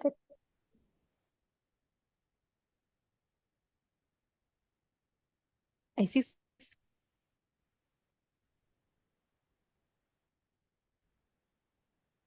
To go as free will. We will always be stuck in the loop of time. We'll always put ourselves into that time loop. Great.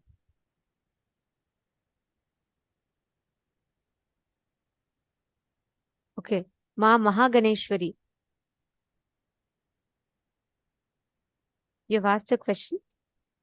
Just heard part of the sentences from Swamiji's revelation that your both feet stand on the ground. Freedom is you lifting one foot and the other foot standing on the ground.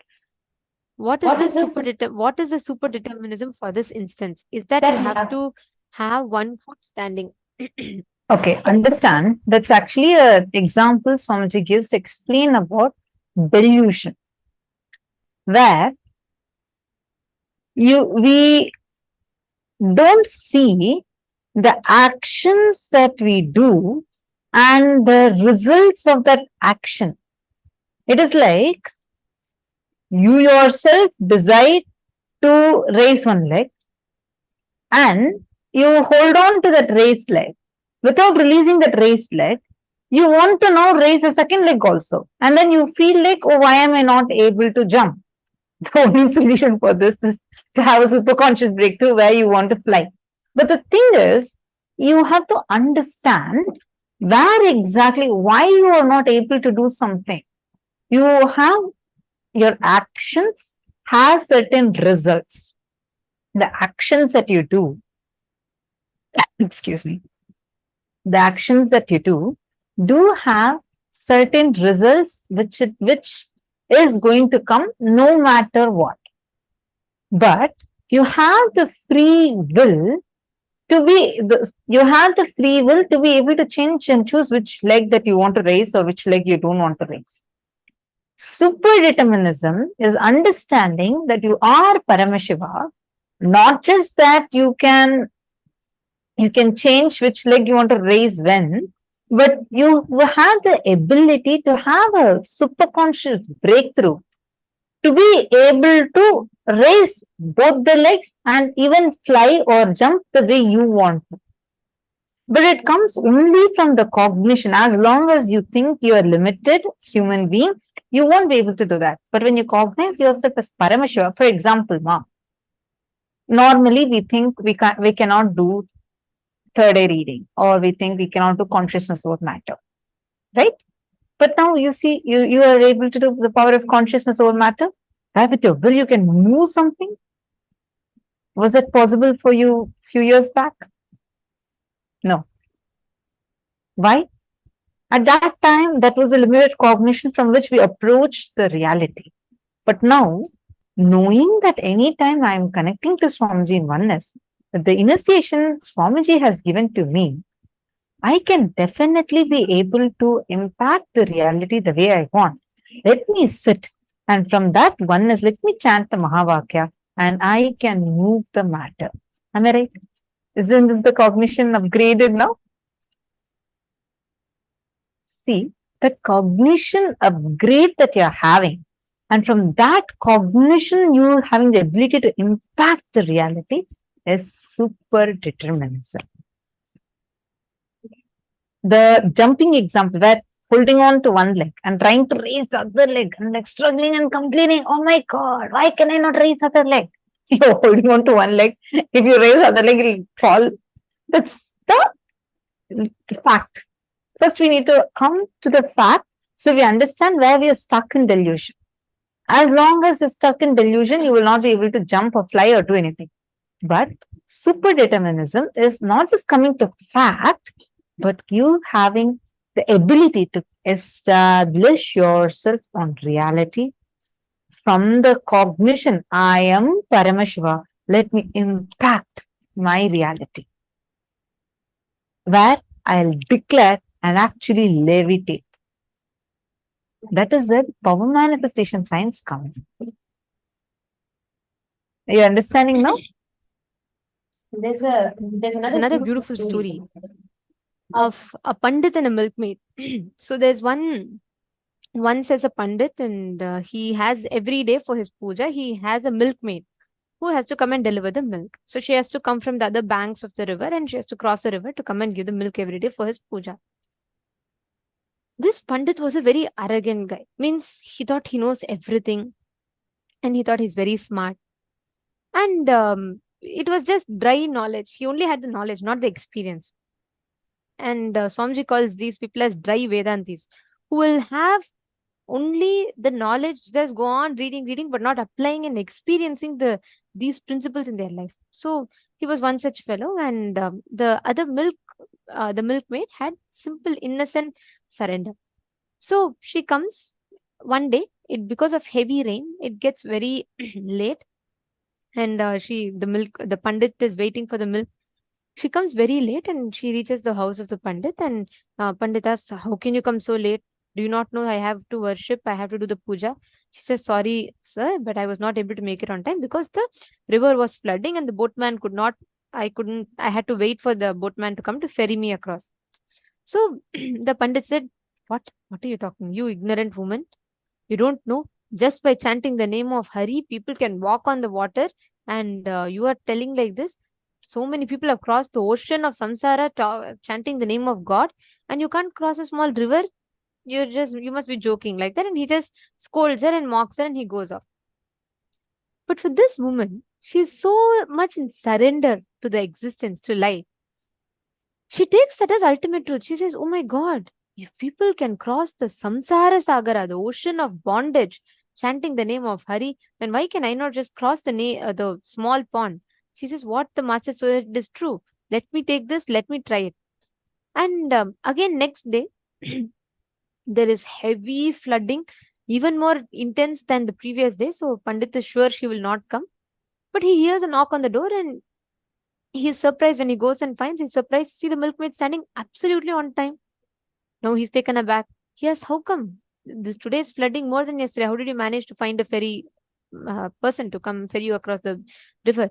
She says, what, master, just yesterday you told me that, just chanting the name of God, people cross the ocean of bondage. I chanted the name of God exactly like you told, and I walked on the water. Because he only had knowledge, but not the experience, even he could not believe what he spoke. He was like, what? Are you really telling me, or are you trying to make something up? She says, no, master. I'm really telling you, I will not lie. Then Pandit says, come on, show me, demonstrate in front of my eyes, then I'll believe you. She tells, all right, what is the big deal? Come to the river. She takes him to the river. She just chants the name of God. She just chants the mantra, and she starts walking on the river. This Pandit is shocked. At the same time, he becomes more arrogant. He says, even a silly, foolish milkmaid, after listening to my advice, she is able to walk on the water. I am a great scholar.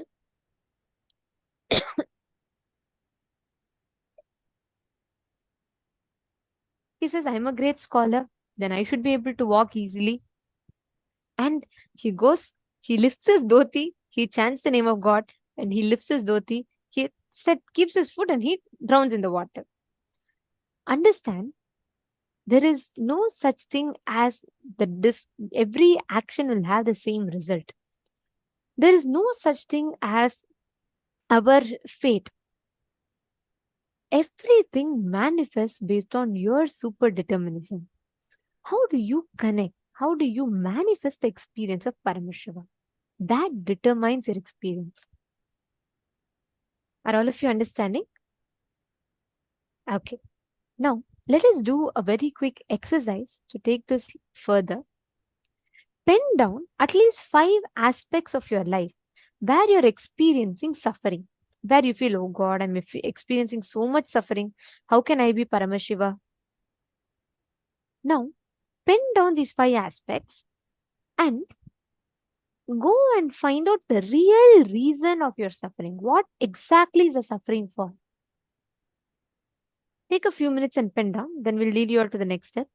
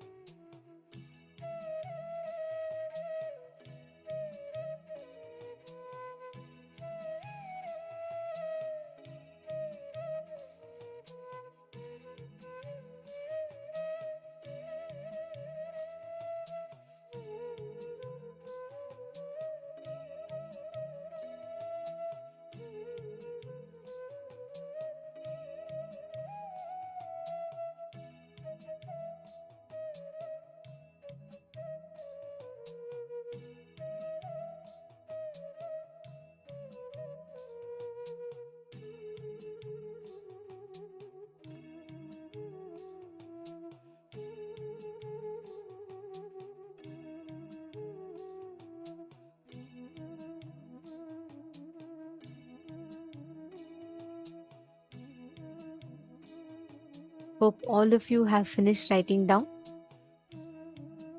Now, with this understanding, declare, see, every issue that you get in life, every time you are stuck in life, just understand, apply this one principle and start creating your reality. Start manifesting your reality. Simple truth.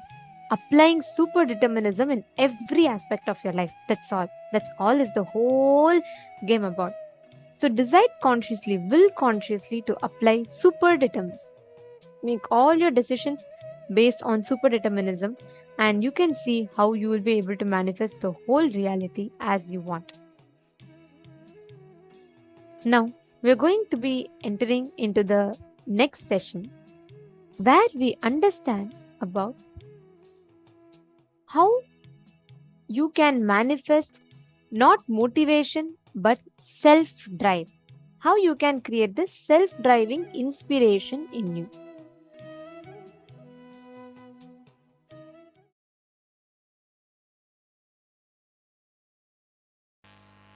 Please listen. Today I am going to only speak on one subject. Context of Advaitic activism. Listen. 3 fellows were working on a stone quarry. All 3 of them were breaking stones, chiseling with a chisel and hammer. One onlooker went and asked one worker who was very morose, sad, depressed, dull, "What are you doing?" That fellow, almost crying tone, he said, "I am breaking stones." Next guy, he was not blissful but peaceful. This onlooker went and asked, "What are you doing?" "I am making a pillar." Third guy, very blissful, brisk, energetic, a real Nithyanandite. The onlooker went and asked, "What are you doing?" "I am building a temple." Understand? All 3 of them are doing the same project, same work.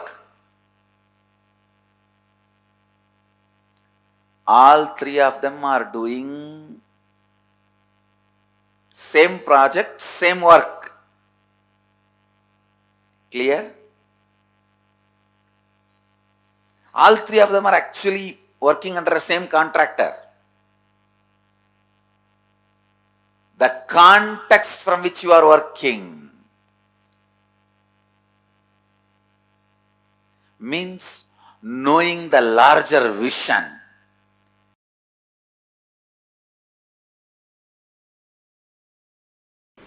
Today I wanted to expand on this one truth.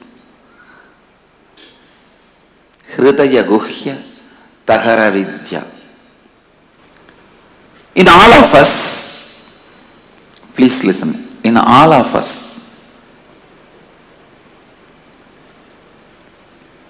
there is a strong cognition which is spontaneous for us, which forms the core of our heart, core of our being. Hridaya Guhya, which is cherished in the cave of the heart. For some people, "I am this body" is the Hridaya Guhya Tahara Vidya.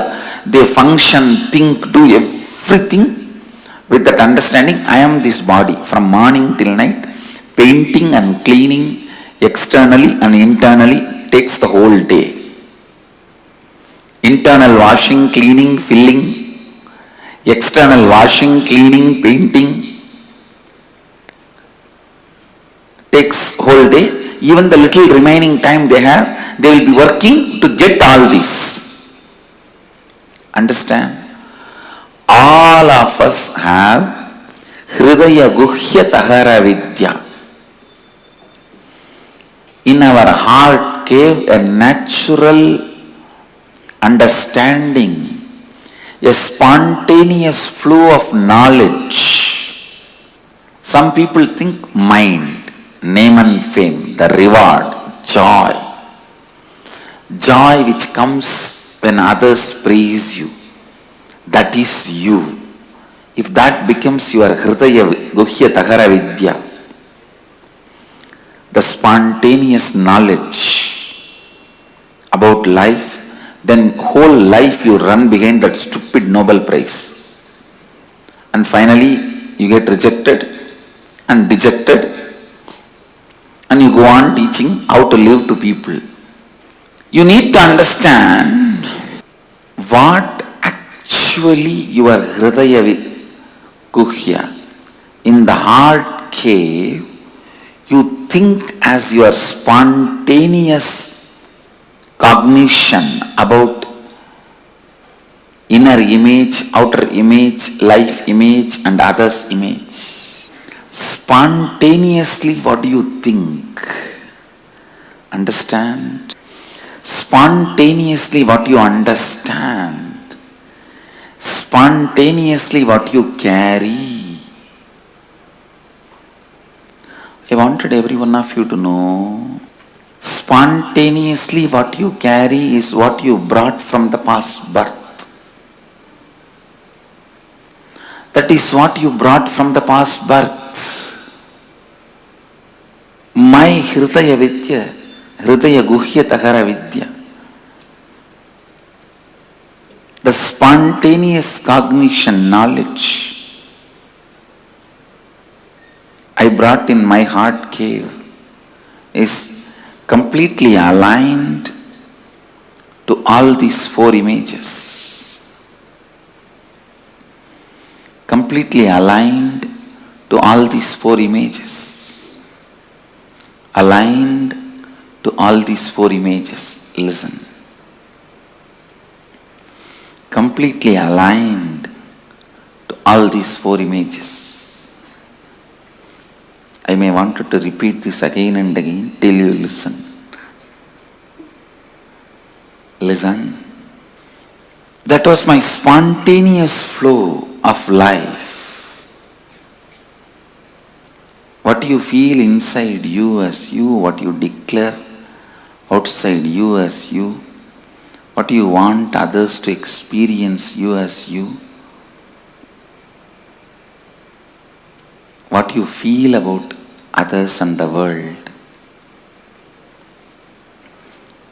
Aligning all these four to best and constantly, please listen,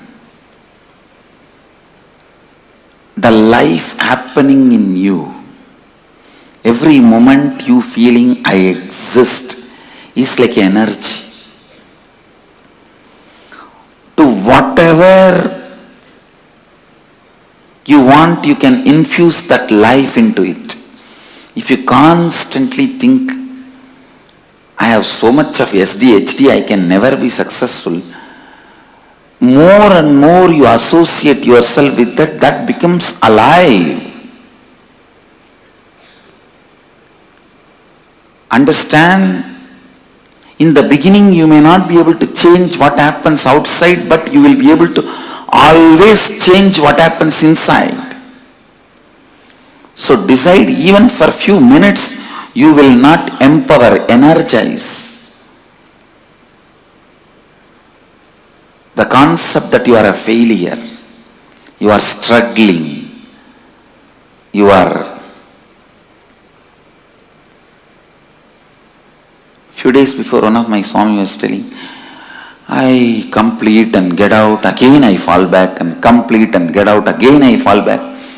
You want to enjoy this personality. You are enjoying this space.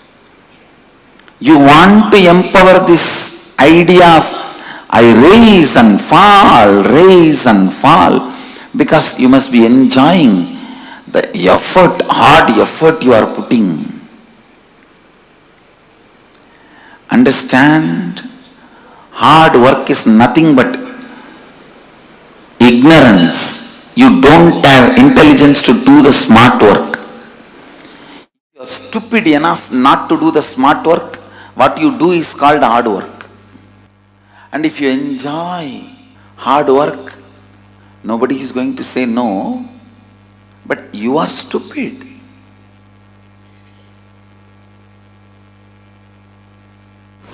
Why will you complete yourself and then come out again, fall into the same ditch and complete yourself and come out? Because you empower that cognition. I am struggling, sincere, seeker.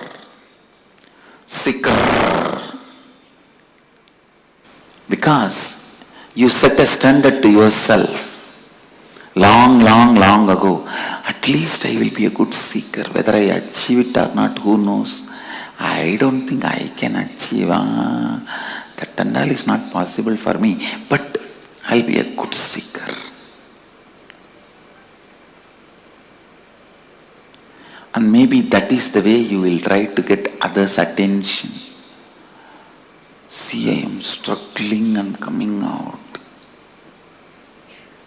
But stupid thing, nobody is ready to listen to your struggle. Understand? How much ever you try to decorate your struggle, nobody is ready to listen to your struggle unless you win the game.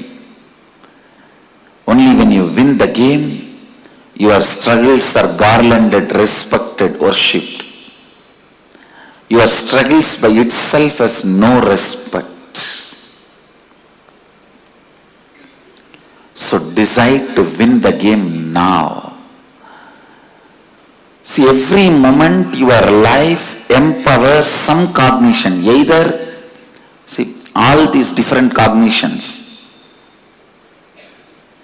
I am struggling. I can't achieve it. I can achieve it. I have achieved it.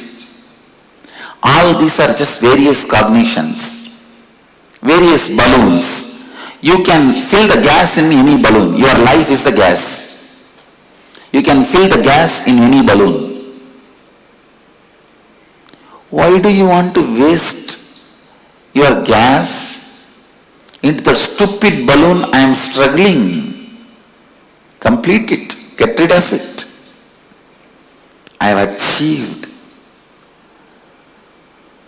Fill the balloon of I have achieved. Then what is the qualifications of achieved? Person who has achieved? Always be aligned. This aligning, I wanted to expand on this little deeper. Morning when you wake up, just ask yourself, an authentic person who lives Advaita, how he will wake up? He will just wake up like Mahadeva and bless the world. How he will shower himself, clean himself gracefully. What he will do next? Whatever I am doing, is it aligned to my identity, which I want to build as my inner image, which I want to show as outer image, the other's image and life image, which I want to take the responsibility for? This aligning, the moment you decide, yes, this action has to be done if I want to have this outer image. After that, no conflict, no question of conflict, no question of contradiction, no question of anything else. No question of conflict, no question of contradiction, no question of anything else. In all of your life, what you want to build, clearly decide now and always align your actions to it. That is what is spiritual practice. In my case, I came with what I want, all these four clearly, And always my actions were aligned to it. That is why I claim born enlightened. Understand? The Hridaya Guhya Tahara Vidya was very clear. The spontaneous expression, the way you think, every moment you are thinking, let it be aligned to what you want to show you as you to the world. What do you want to feel you as you to you? What do you want others to feel you as you? What do you want to feel as world? Again and again and again align yourself to that authenticity. The best inner image you want to have, best outer image you want to have, best others image you want to have, best life image you want to have. How much ever you think it is difficult, it is achievable. Be very clear. The idea of your difficulty is nothing but your SDHD. See, the mirage water need not be drained for your car to go in the road. The summertime, mid-noon, you will see the mirage water in the road. It literally looks like a large water body in the middle of the road. Do you need to bring big motor pumps, pipe and drain the water for your car to drive? No. You just need to understand it is illusion and drive.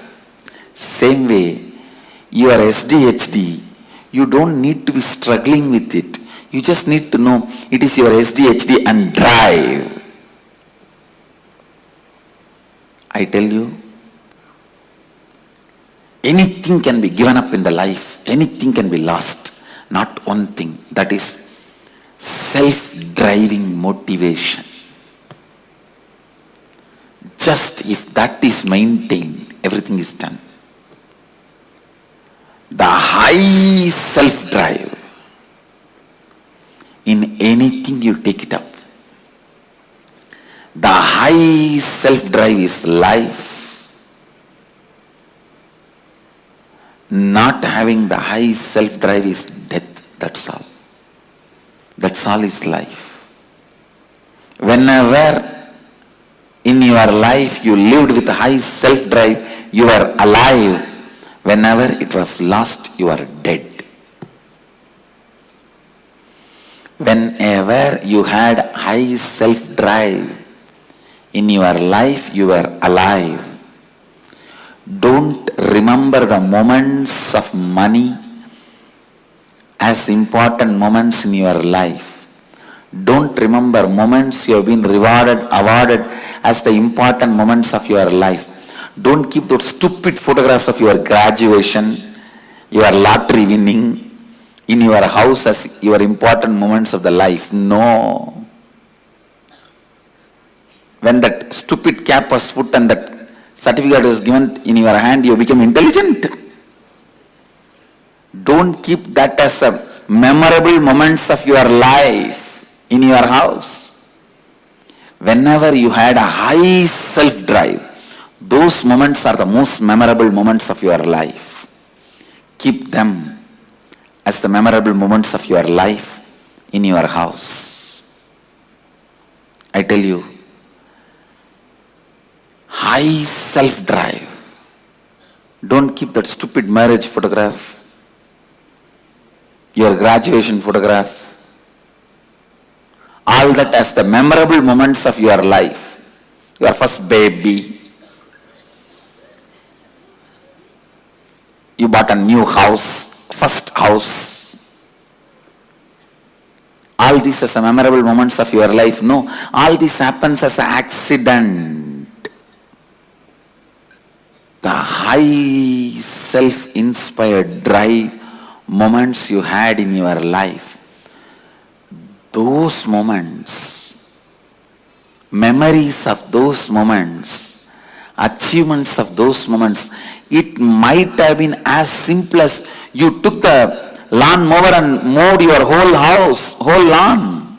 Or you took the vacuum cleaner and cleaned your whole house. It can be as simple as those moments. Or you decided to hike the mountain and went on a hike. Or you decided to swim and swam for 2-3 hours. Or you decided to go for a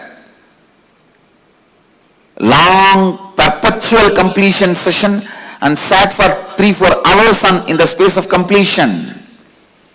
It can be as simple as any one of these. High self-drive moments should be respected, celebrated, worshipped, remembered as the memorable moments of your life.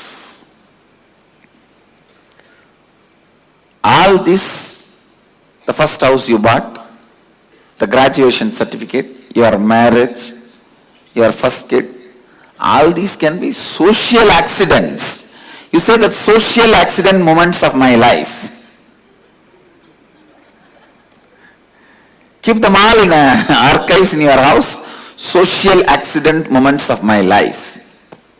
But only when you were living in the high drive. It can even be in your office without bothering about what money is going to come or anything. You just sat for 10 days and finished a project. Those moments, high self-drive moments, get them as the memorable moments of your life. Get them as memorable moments of your life. And they are only memorable moments of your life. They are only memorable moments of your life. They only need to be repeated. Understand? The moments need to be repeated in your life is the high self-drive moments. Not for money, neither for reward or for any other things. Just out of self-inspiration. The dharmic high drive moments you had in your life are the moments to be celebrated, experience to be cherished, inspiration to be kept alive, life to be recreated. Please understand, again and again and again see how you can become more and more authentic to your best inner image, outer image, life image, others image. Understand, any doubt you have, any idea you have, you cannot achieve that 4 is SDHD. Self-doubt, self-hatred, self-denial. SDHD. Go on completing with those SDHDs. Go on completing with those SDHDs. Let the external situation not create SDHD in you. Not encourage SDHD in you. Understand, the external situations should not be creating an SDHD in you. Constantly complete the SDHD and constantly align yourself to the declared identities, to the best identity. That is what I call Advaitic activism. Advaitic activism. This is what exactly I call Advaitic activism. Advaitic activism is my life. Advaitic activism is my message. I expect Advaitic activism to be your life. And Advaitic activism is our collective life. Understand, you need self-drive to complete SDHDs. No one can complete SDHDs for you. No one can complete. That is the only thing even Guru cannot do for you. Everything else Guru can do, and only Guru can do. But completing with SDHD, even Guru cannot do, only you can do it to yourself. That is the freedom you have to live or leave SDHD. Just decide. Living with SDHD feels good or leaving the SDHD feels good. Living with SDHD feels good or leaving the SDHD feels good. Understand? Living with SDHD feels good or leaving the SDHD feels good. Completing with SDHD, only you can do it to yourself. Again and again and again, demanding authenticity from yourself. Again and again and again, asking for authenticity from yourself. I tell you, if you retain your self-driving inspiration, whether you are grihastha or sannyasi, doesn't matter, you will become enlightened. If you lose your self-drive, whether you are a grihastha or a sannyasi, be very clear, you will be a failure. It is SDHD that matters. If you complete SDHD, you achieve it. If you are suffering, struggling with it, your life becomes hell.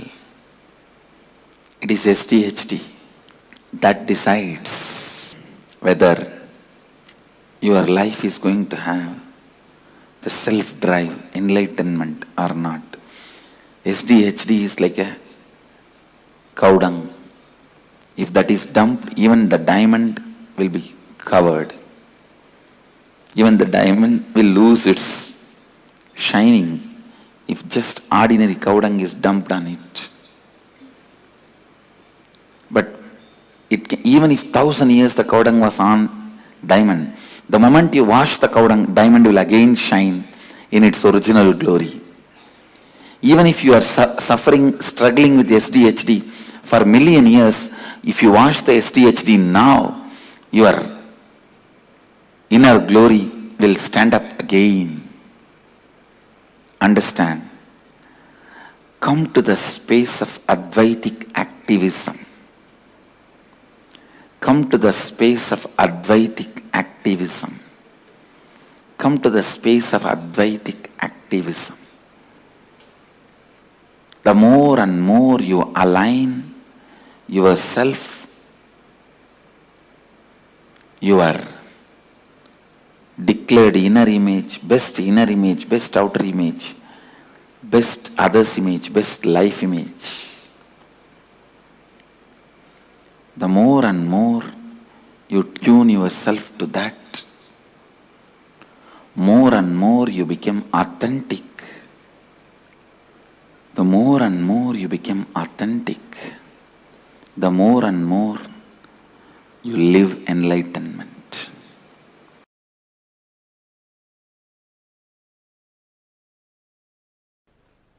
Please understand, self-drive is the source of the knowledge a human being has. Means that is Saraswati. Knowledge is not number of books you read. Knowledge is not number of concepts you know. the amount of self-drive you have.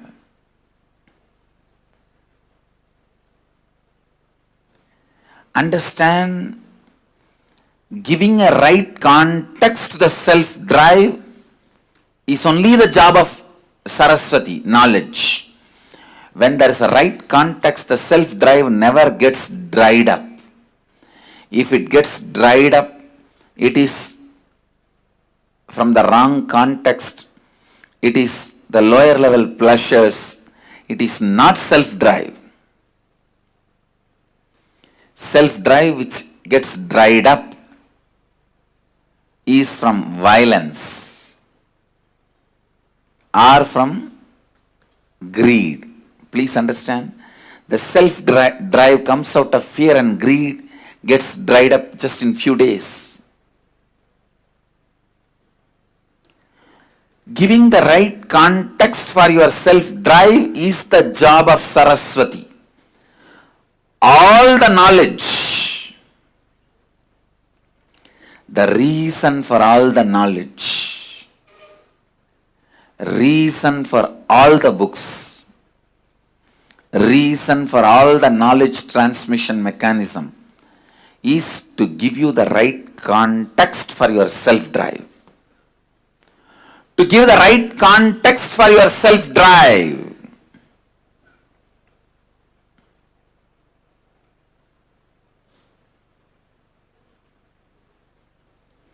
Giving the right context for your self-drive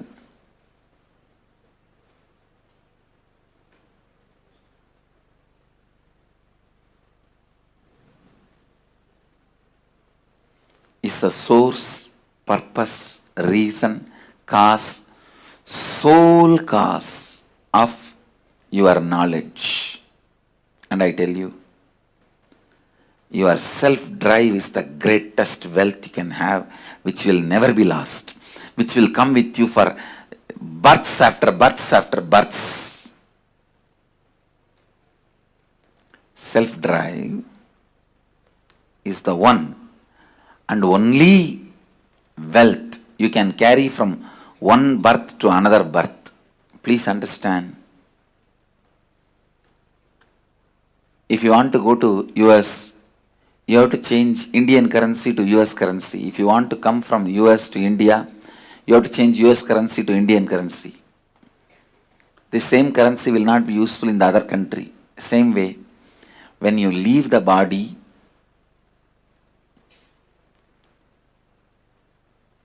whatever you accumulated in this birth, wealth, life, relationships, properties, nothing will be useful in the next birth. But the self-drive you accumulated will be there with you in your biomemory as your asset. I tell you, self-drive is the Lakshmi. Self-drive is the ultimate wealth, ultimate asset.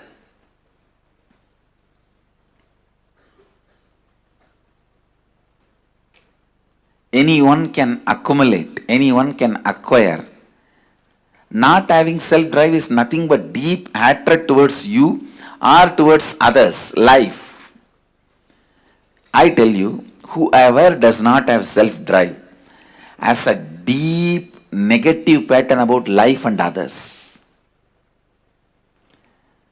They are constantly abusing life and others, criticizing life and others, deep incompletion with others and life.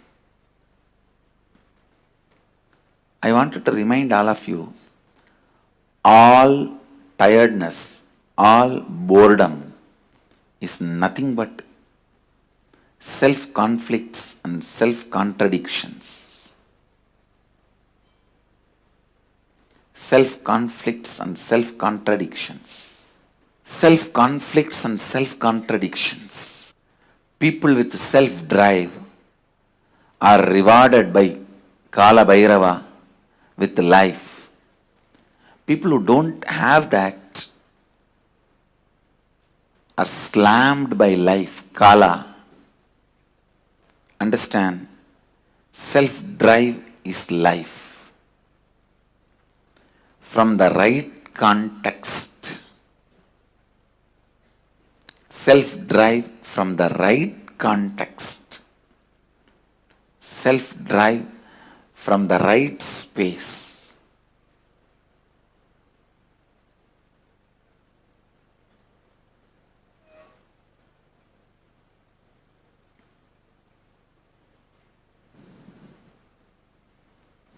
Self-drive is the only energy, Durga, you can have. Nothing else is energy. Not your muscle power or your thinking power. All that are not the top energy. Self-drive is the energy of life. Understand? Self-drive is Saraswati. Self-drive is Lakshmi. Self-drive is Durga. Driving yourself constantly, I tell you. Anything stops your self-drive from the right context is incompletion.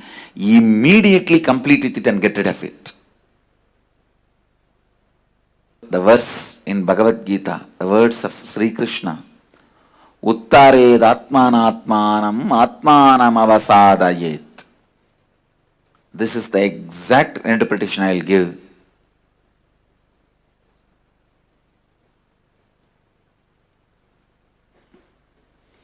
Raising your self-drive by yourself by setting the right context. You will be a great friend for yourself. If you can't raise your self-drive by yourself by setting the right context, you are the greatest enemy for you.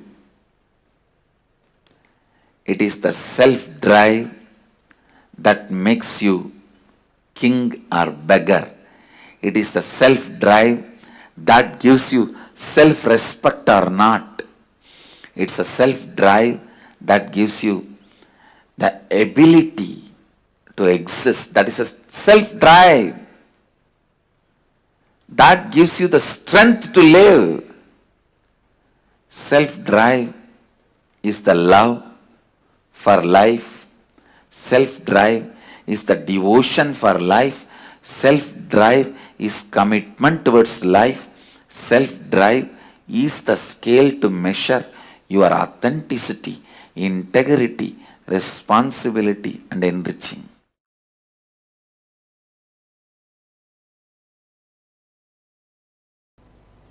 I tell you,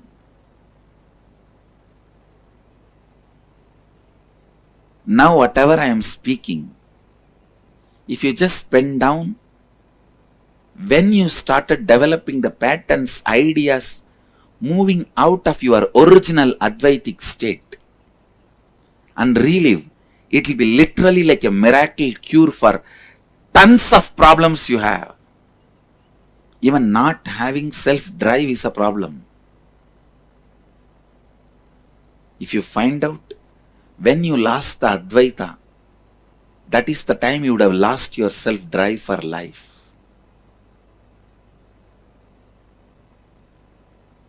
Just do this simple process. First, pen down the ideas, patterns, concepts which makes you feel you are away from your non-dual state. Second, think and pen down when that patterns have started developing in you, how you developed those patterns, those incidents. Third, relive all those incidents. Fourth, relive and complete them. Fifth, start living Advaita, non-dual state of consciousness. That's all.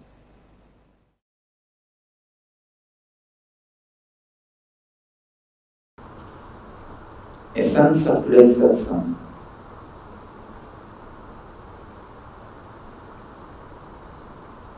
never give way for others' powerlessness in your life. Do not ever bend or surrender to others' powerlessness. Second, don't think withdrawal is compassion.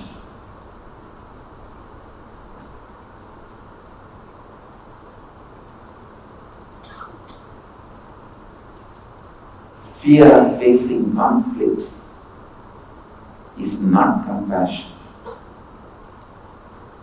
Be very clear.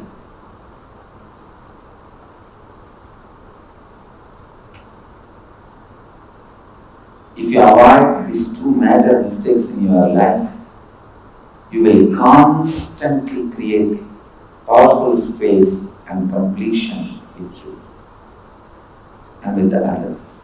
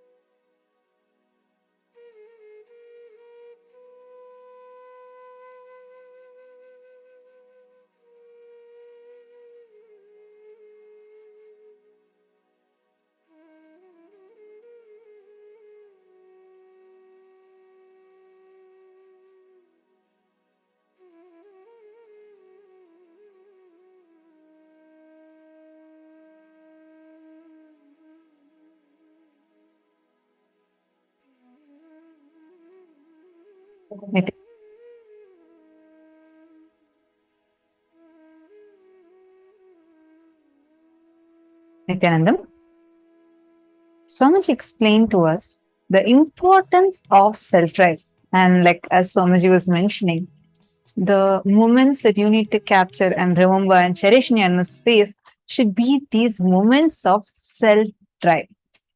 Self-drive. The inspiration, which is rooted in the right context and not sourced from external reasoning. Sometimes it's because, oh, my friend has now upgraded, she has gotten an increment, and therefore that becomes my inspiration to work further.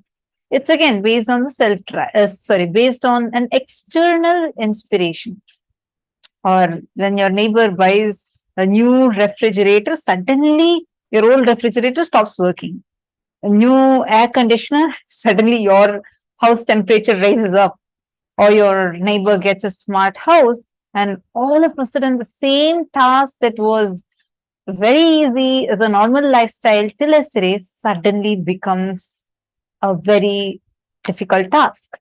You always compare yourself with others and try to source that as inspiration, or your source of inspiration is based on something external. How many of you are able to understand this one point, where you see that the source of your inspiration to be based on something from outside? Actually, that is why, like Swamiji revealed beautifully, the concept of rags to riches story is always an instant hit for us. Why? We all subconsciously, unconsciously cherish struggles in life. Today, if you see, just go watch YouTube. YouTube is filled with podcasts where people come and tell any struggle, any powerlessness, any suffering is celebrated, is cherished. Like Swamiji said, Upgrading yourself from your past failures is not wrong, but celebrating your past failures and powerlessness is something wrong. We are all taught this rags to riches story resonates so much with us because we all so deeply cherish our suffering. Like if someone tells you, just imagine someone comes and tells you, oh, you don't know how much I'm struggling in my life. My husband doesn't support me. I'm a homemaker and I have to pull all the things together. I have to cook for my children. I have to teach them homeworks. I have to do the laundry. I have to do the cooking. All of these. And it's a struggle and I manage. What is our response? So unconsciously, spontaneously in us, the first response to them is, oh my God, this person is really struggling. How much he's doing. We start revering, we start respecting people's struggles, and we start cherishing this rags to riches story. That is why today people suffer with boredom and tiredness, like Swamiji said, because our source of motivation is always derived from something outside. The pseudo dignity that we attach to the suffering, the pseudo dignity that we attach towards struggles, we start looking for what? If you respect people's struggle so much, when things come easily to you, you can't accept it. Imagine if someone comes and just walks up to you and says, take $1 million. What will you think? You think he must be crazy. Why is he even giving me this money? We always respect struggles, and as a byproduct of which we all start actively looking for suffering and struggles in life.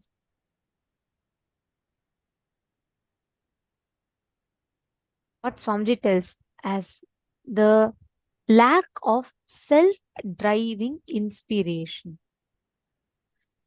As long as our source of motivation and inspiration is based on some external source, at some point you will fall into boredom and tiredness and you will start losing the inspiration. That's why today people say, I find a problem, I find a solution. Again, I go back to the same problem. Again, I come to the same solution. We start celebrating, we start preparing ourselves to again and again fall into the same rut, the same cycle of struggles. And self-drive is the solution that Swamiji gives for that. We need to understand what Swamiji had explained to us about the Hridaya Guhya. Deep inside you, all of us, inside our hearts, carry a cognition about life, and that is the source of our energy. That is what we derive the energy from. That's why there are some people who go on and on and on talking about their victimhood. Like they say about how much struggle they had been through, how people didn't understand them, how people tried conspiring against them. And they have this whole, like a movie running in them where they become the victim and they are like the hero, heroine of their story. And everybody is conspiring against them. And that struggle. So that if that struggle, victimhood is your core cognition and you derive your energy from that, then that is what you go on attracting in your life. And again, you attract, obviously you would attract situations, events where you will feel more victimized. You will have more people like that manifesting in your life. Again, it becomes a self-fulfilling negative prophecy. Then again, you go on complaining, saying, why are so many people being like this to me? See, there's a story to a fisherwoman and a flower seller. Both of them are walking from the market, and they're going going to home, and it's become extremely dark. The fisherwoman's house is a bit farther away. So it becomes too dark. So the flower selling woman says, why don't you come and sleep in my house tonight? And tomorrow, as soon as it dawns, you can go back to your house. It's quite late in the night now. And the fisherwoman readily agrees. She goes and both of them go have dinner and they're about to sleep. The flower selling woman, as soon as she lies down, she falls asleep. The Whole house is just filled with the beautiful fragrance of all the flowers. The fisherwoman, however, tries to sleep, tries tossing around, turning around. Hours pass by, somehow she doesn't get sleep. She immediately gets up, goes, brings the empty fish baskets that she had just sold earlier in the market, gets that basket, keeps it next to her, and then immediately, in few seconds, falls asleep. Our situation is literally like this. That fish smell is what something she'll keep complaining about the whole day, but she's become so addicted to it that, not addicted is not the word, but she's become so used to it. Without that, she doesn't know how to even fall asleep. Like that, all of us have made worries, feeling victimhood, or incompletions as a source of our inspiration. We go on complaining, oh my God, you don't know so much of struggle I have been through. I have been through this, I have been through that. And you derive your energy out of it. Suddenly, if nothing is there to worry, you feel like, God, I'm missing an anchor of my life itself. We start feeling very like as if something is missing. How many of you are understanding this?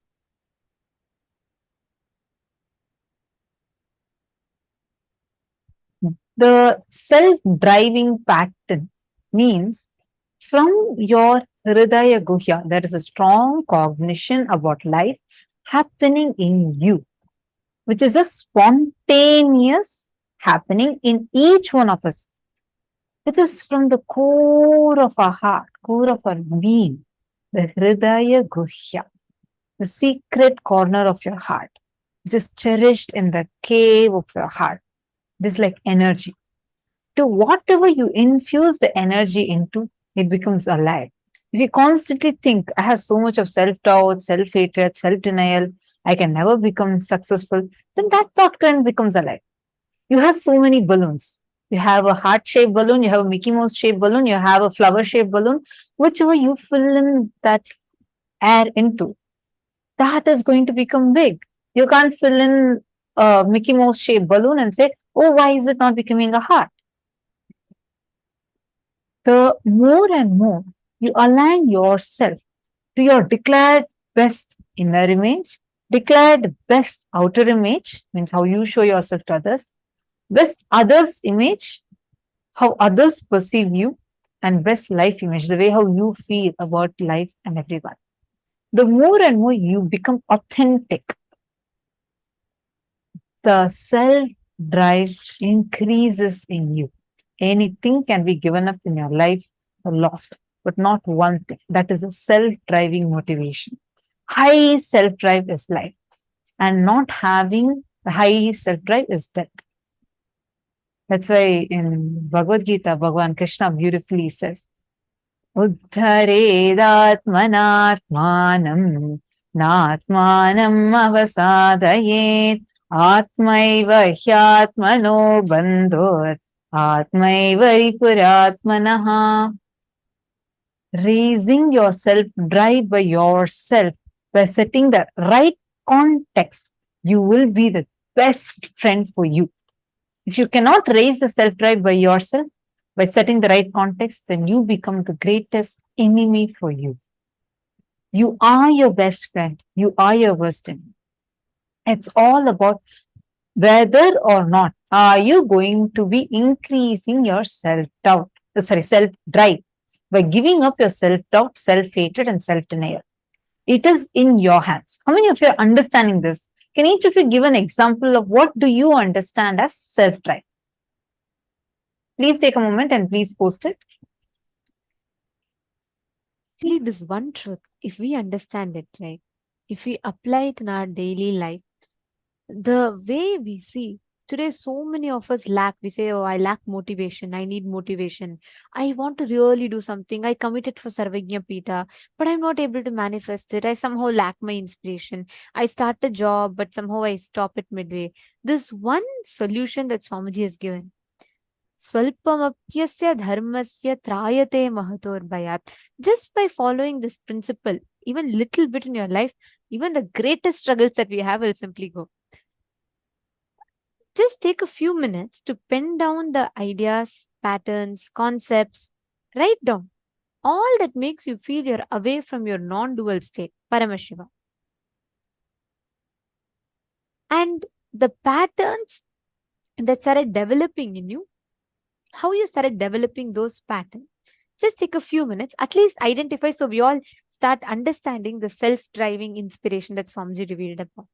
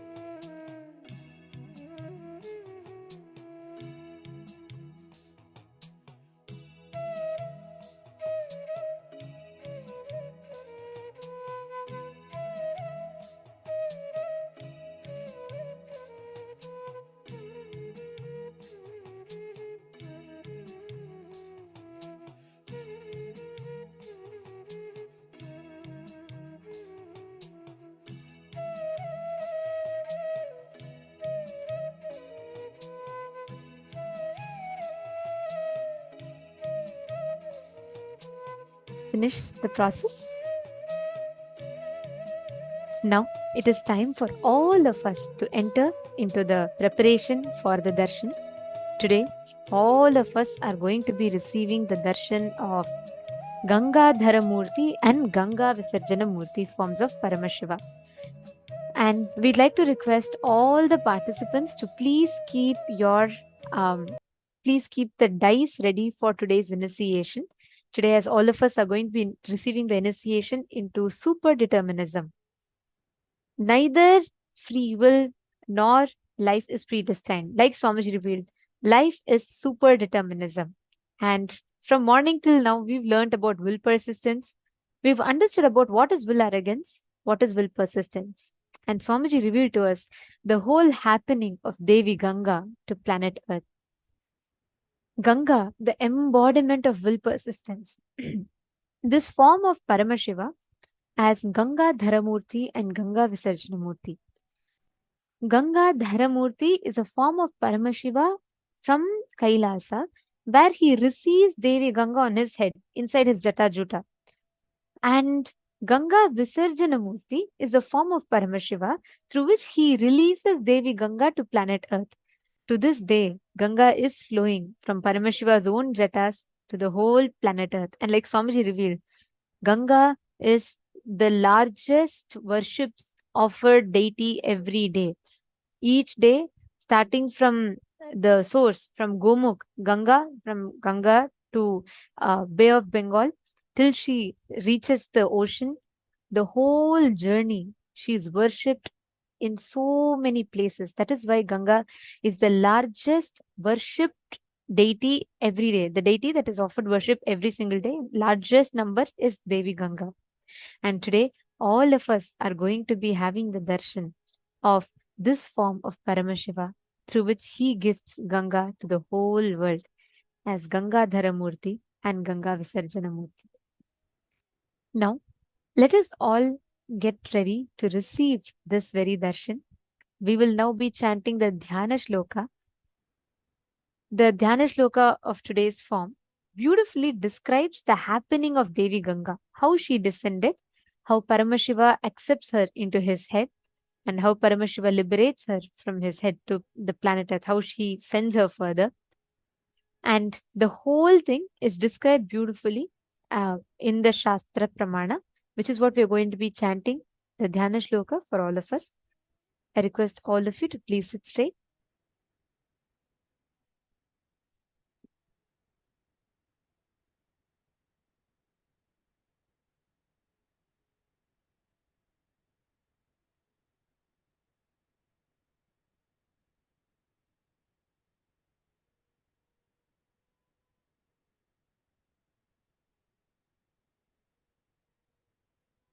तो हैमवती ज्येष्ठा सर्वलोकनमस्कृता तदा साति महद्रूपं कृत्वा वेगं च दुस्सहम् आकाशत्पदद्राम शिवे शिवशिरस्युतः अचिन्त्य च सा देवी गंगा परमदुर्धरा विश्व्याम्यहं हि पातालं स्तोत्रसागृह्य शङ्करम् तस्यावलेपनं ज्ञात्वा रुद्धस्तु भगवान् हरः.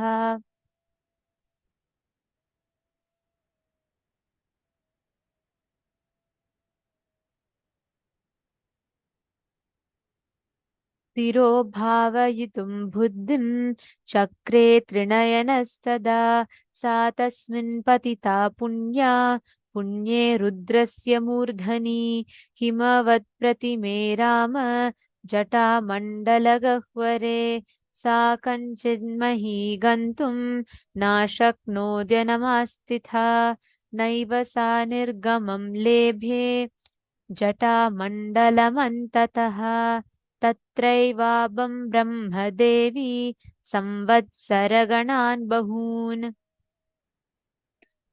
तां पश्यन् पुनस्तत्रस्य तपः परममास्थितः स तेन तोषितश्चासीद् अद्यन्तं रघुनन्दन विससर्ज ततो गङ्गा हरो बिन्दुः सरः प्रति Tasyam vidrisijyamanayam saptastotramsi janjire Hladini pavani chaiva nalini cha tathaiva cha tisraf pranchim disham jagmur ganga shiva jala shubhaha.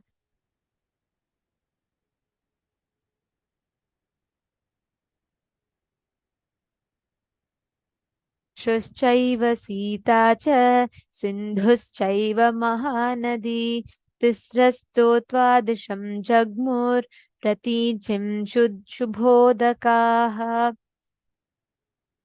Saptami Chanvagantasam Bhagirataram Tada Bhagiratopi Rajarshi Divyam Syandanamastitaha Prayadagre Mahateja Gangantam Chapyanuvjravat Gangan Gaganashchankarashchito Dharani Magataha Vyasaparta Jalam Tatra Tivra Shabdhav Puraskritam. The translation of this verse goes as afterwards, she who is revered by all the worlds and who is elder to the daughter of Himavanta, that Ganga, assuming an unendurable form and insupportable rapidity, plunged from the sky into the chatas of Paramashiva. She who is an extremely unendurable river, that goddess Ganga, even speculated to herself, saying, "Let me enter the netherworlds, having Paramashiva himself as my source." Paramashiva, the all-knower, to remove her ego and delusion, pent her up in the tufts of his Jata-Juta, the matted locks. Time passed, and O Rama, she, that holy river, Ganga, swooped down into the cavernous curls of the Jata-Juta of Paramashiva, and she became a detainee in them. Though she strove hard in one way or another to reach earth, that Ganga is rendered incapable, as she could not gain access for an outlet from any edge of the coils of the matted hairs of Paramashiva. Hence, she realizes and prays to Paramashiva. Goddess Ganga whirled round and round in the coils of tufts alone for many number of years. And when Ganga's liberation from those coils is intangible, Bhagirata again firmed up in a marvelous penance in the matter of her descent to earth. O Rama, the legatee of Raghu, with the aces of Bhagirata, Paramashiva is very much delighted, and thereupon he releases Ganga, aiming at the Bindu lake in Himalayas. While Paramashiva releases Ganga into Bindu lake, 7 streams have emerged out of it, and thus 3 auspicious Gangas with the holy waters have cruised eastwards, which are known as Hladini, Pavani and Nalini, and thus Suchakshu, Sita and the excellent river Sindhu are the 3 rivers which stream to the westward direction with their holy waters. Of them, the 7th, Ganga, flowed towards the path of Bhagirata's chariot.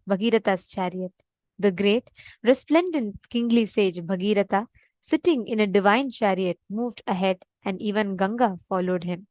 Thus, Ganga came from heavens onto Shankara's head, and from there onto the earth, and thereon earth her water advanced with a tumultuous sound.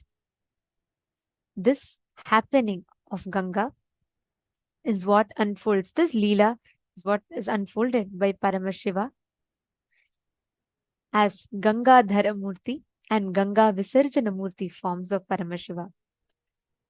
Like Swamiji revealed to all of us today, all of us can embody, are all going to be initiated to embody this principle of will persistence through today's initiation and darshan.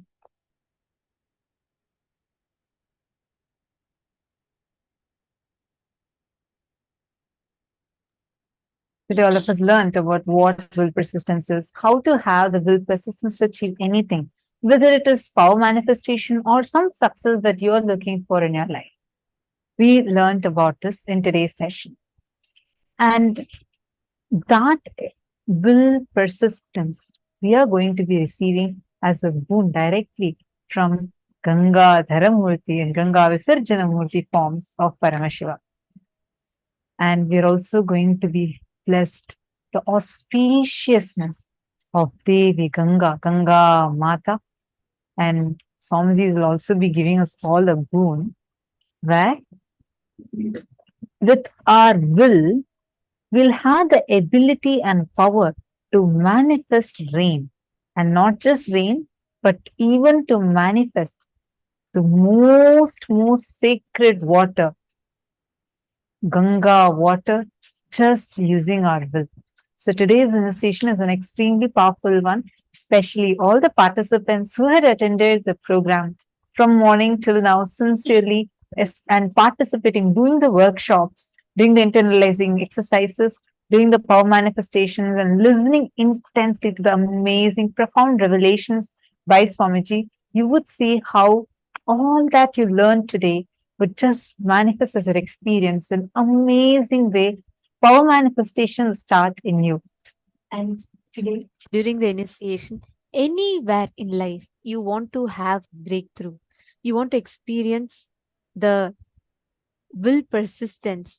Actually, this is very closely related. This is the exact truth that Swamiji very recently spoke to all of us, revealed to all of us about how success is a habit. And that habit is formed by will persistence, not by will arrogance, not by beating up our will. And today, Swamiji so beautifully, step by step, took us through multiple satsangs and revelations. And now, finally, the time has come for all of us to receive the initiation. We are going to be also receiving the initiation with the dice, where Swamiji will be initiating us to consciously 3D print our reality, means through super determinism, and how the probabilities and the possibilities out of your super determinism, you will be able to print the reality as you want. we all learned about super determinism, right? Today, Swamiji is going to be awakening that, empowering your consciousness, giving you the subjective reality experience of yourself as Paramashiva, from which you can transform the subjective experience you have about life. Using that, you can impact your reality, which is super determinism, and manifest your life the way you want to manifest.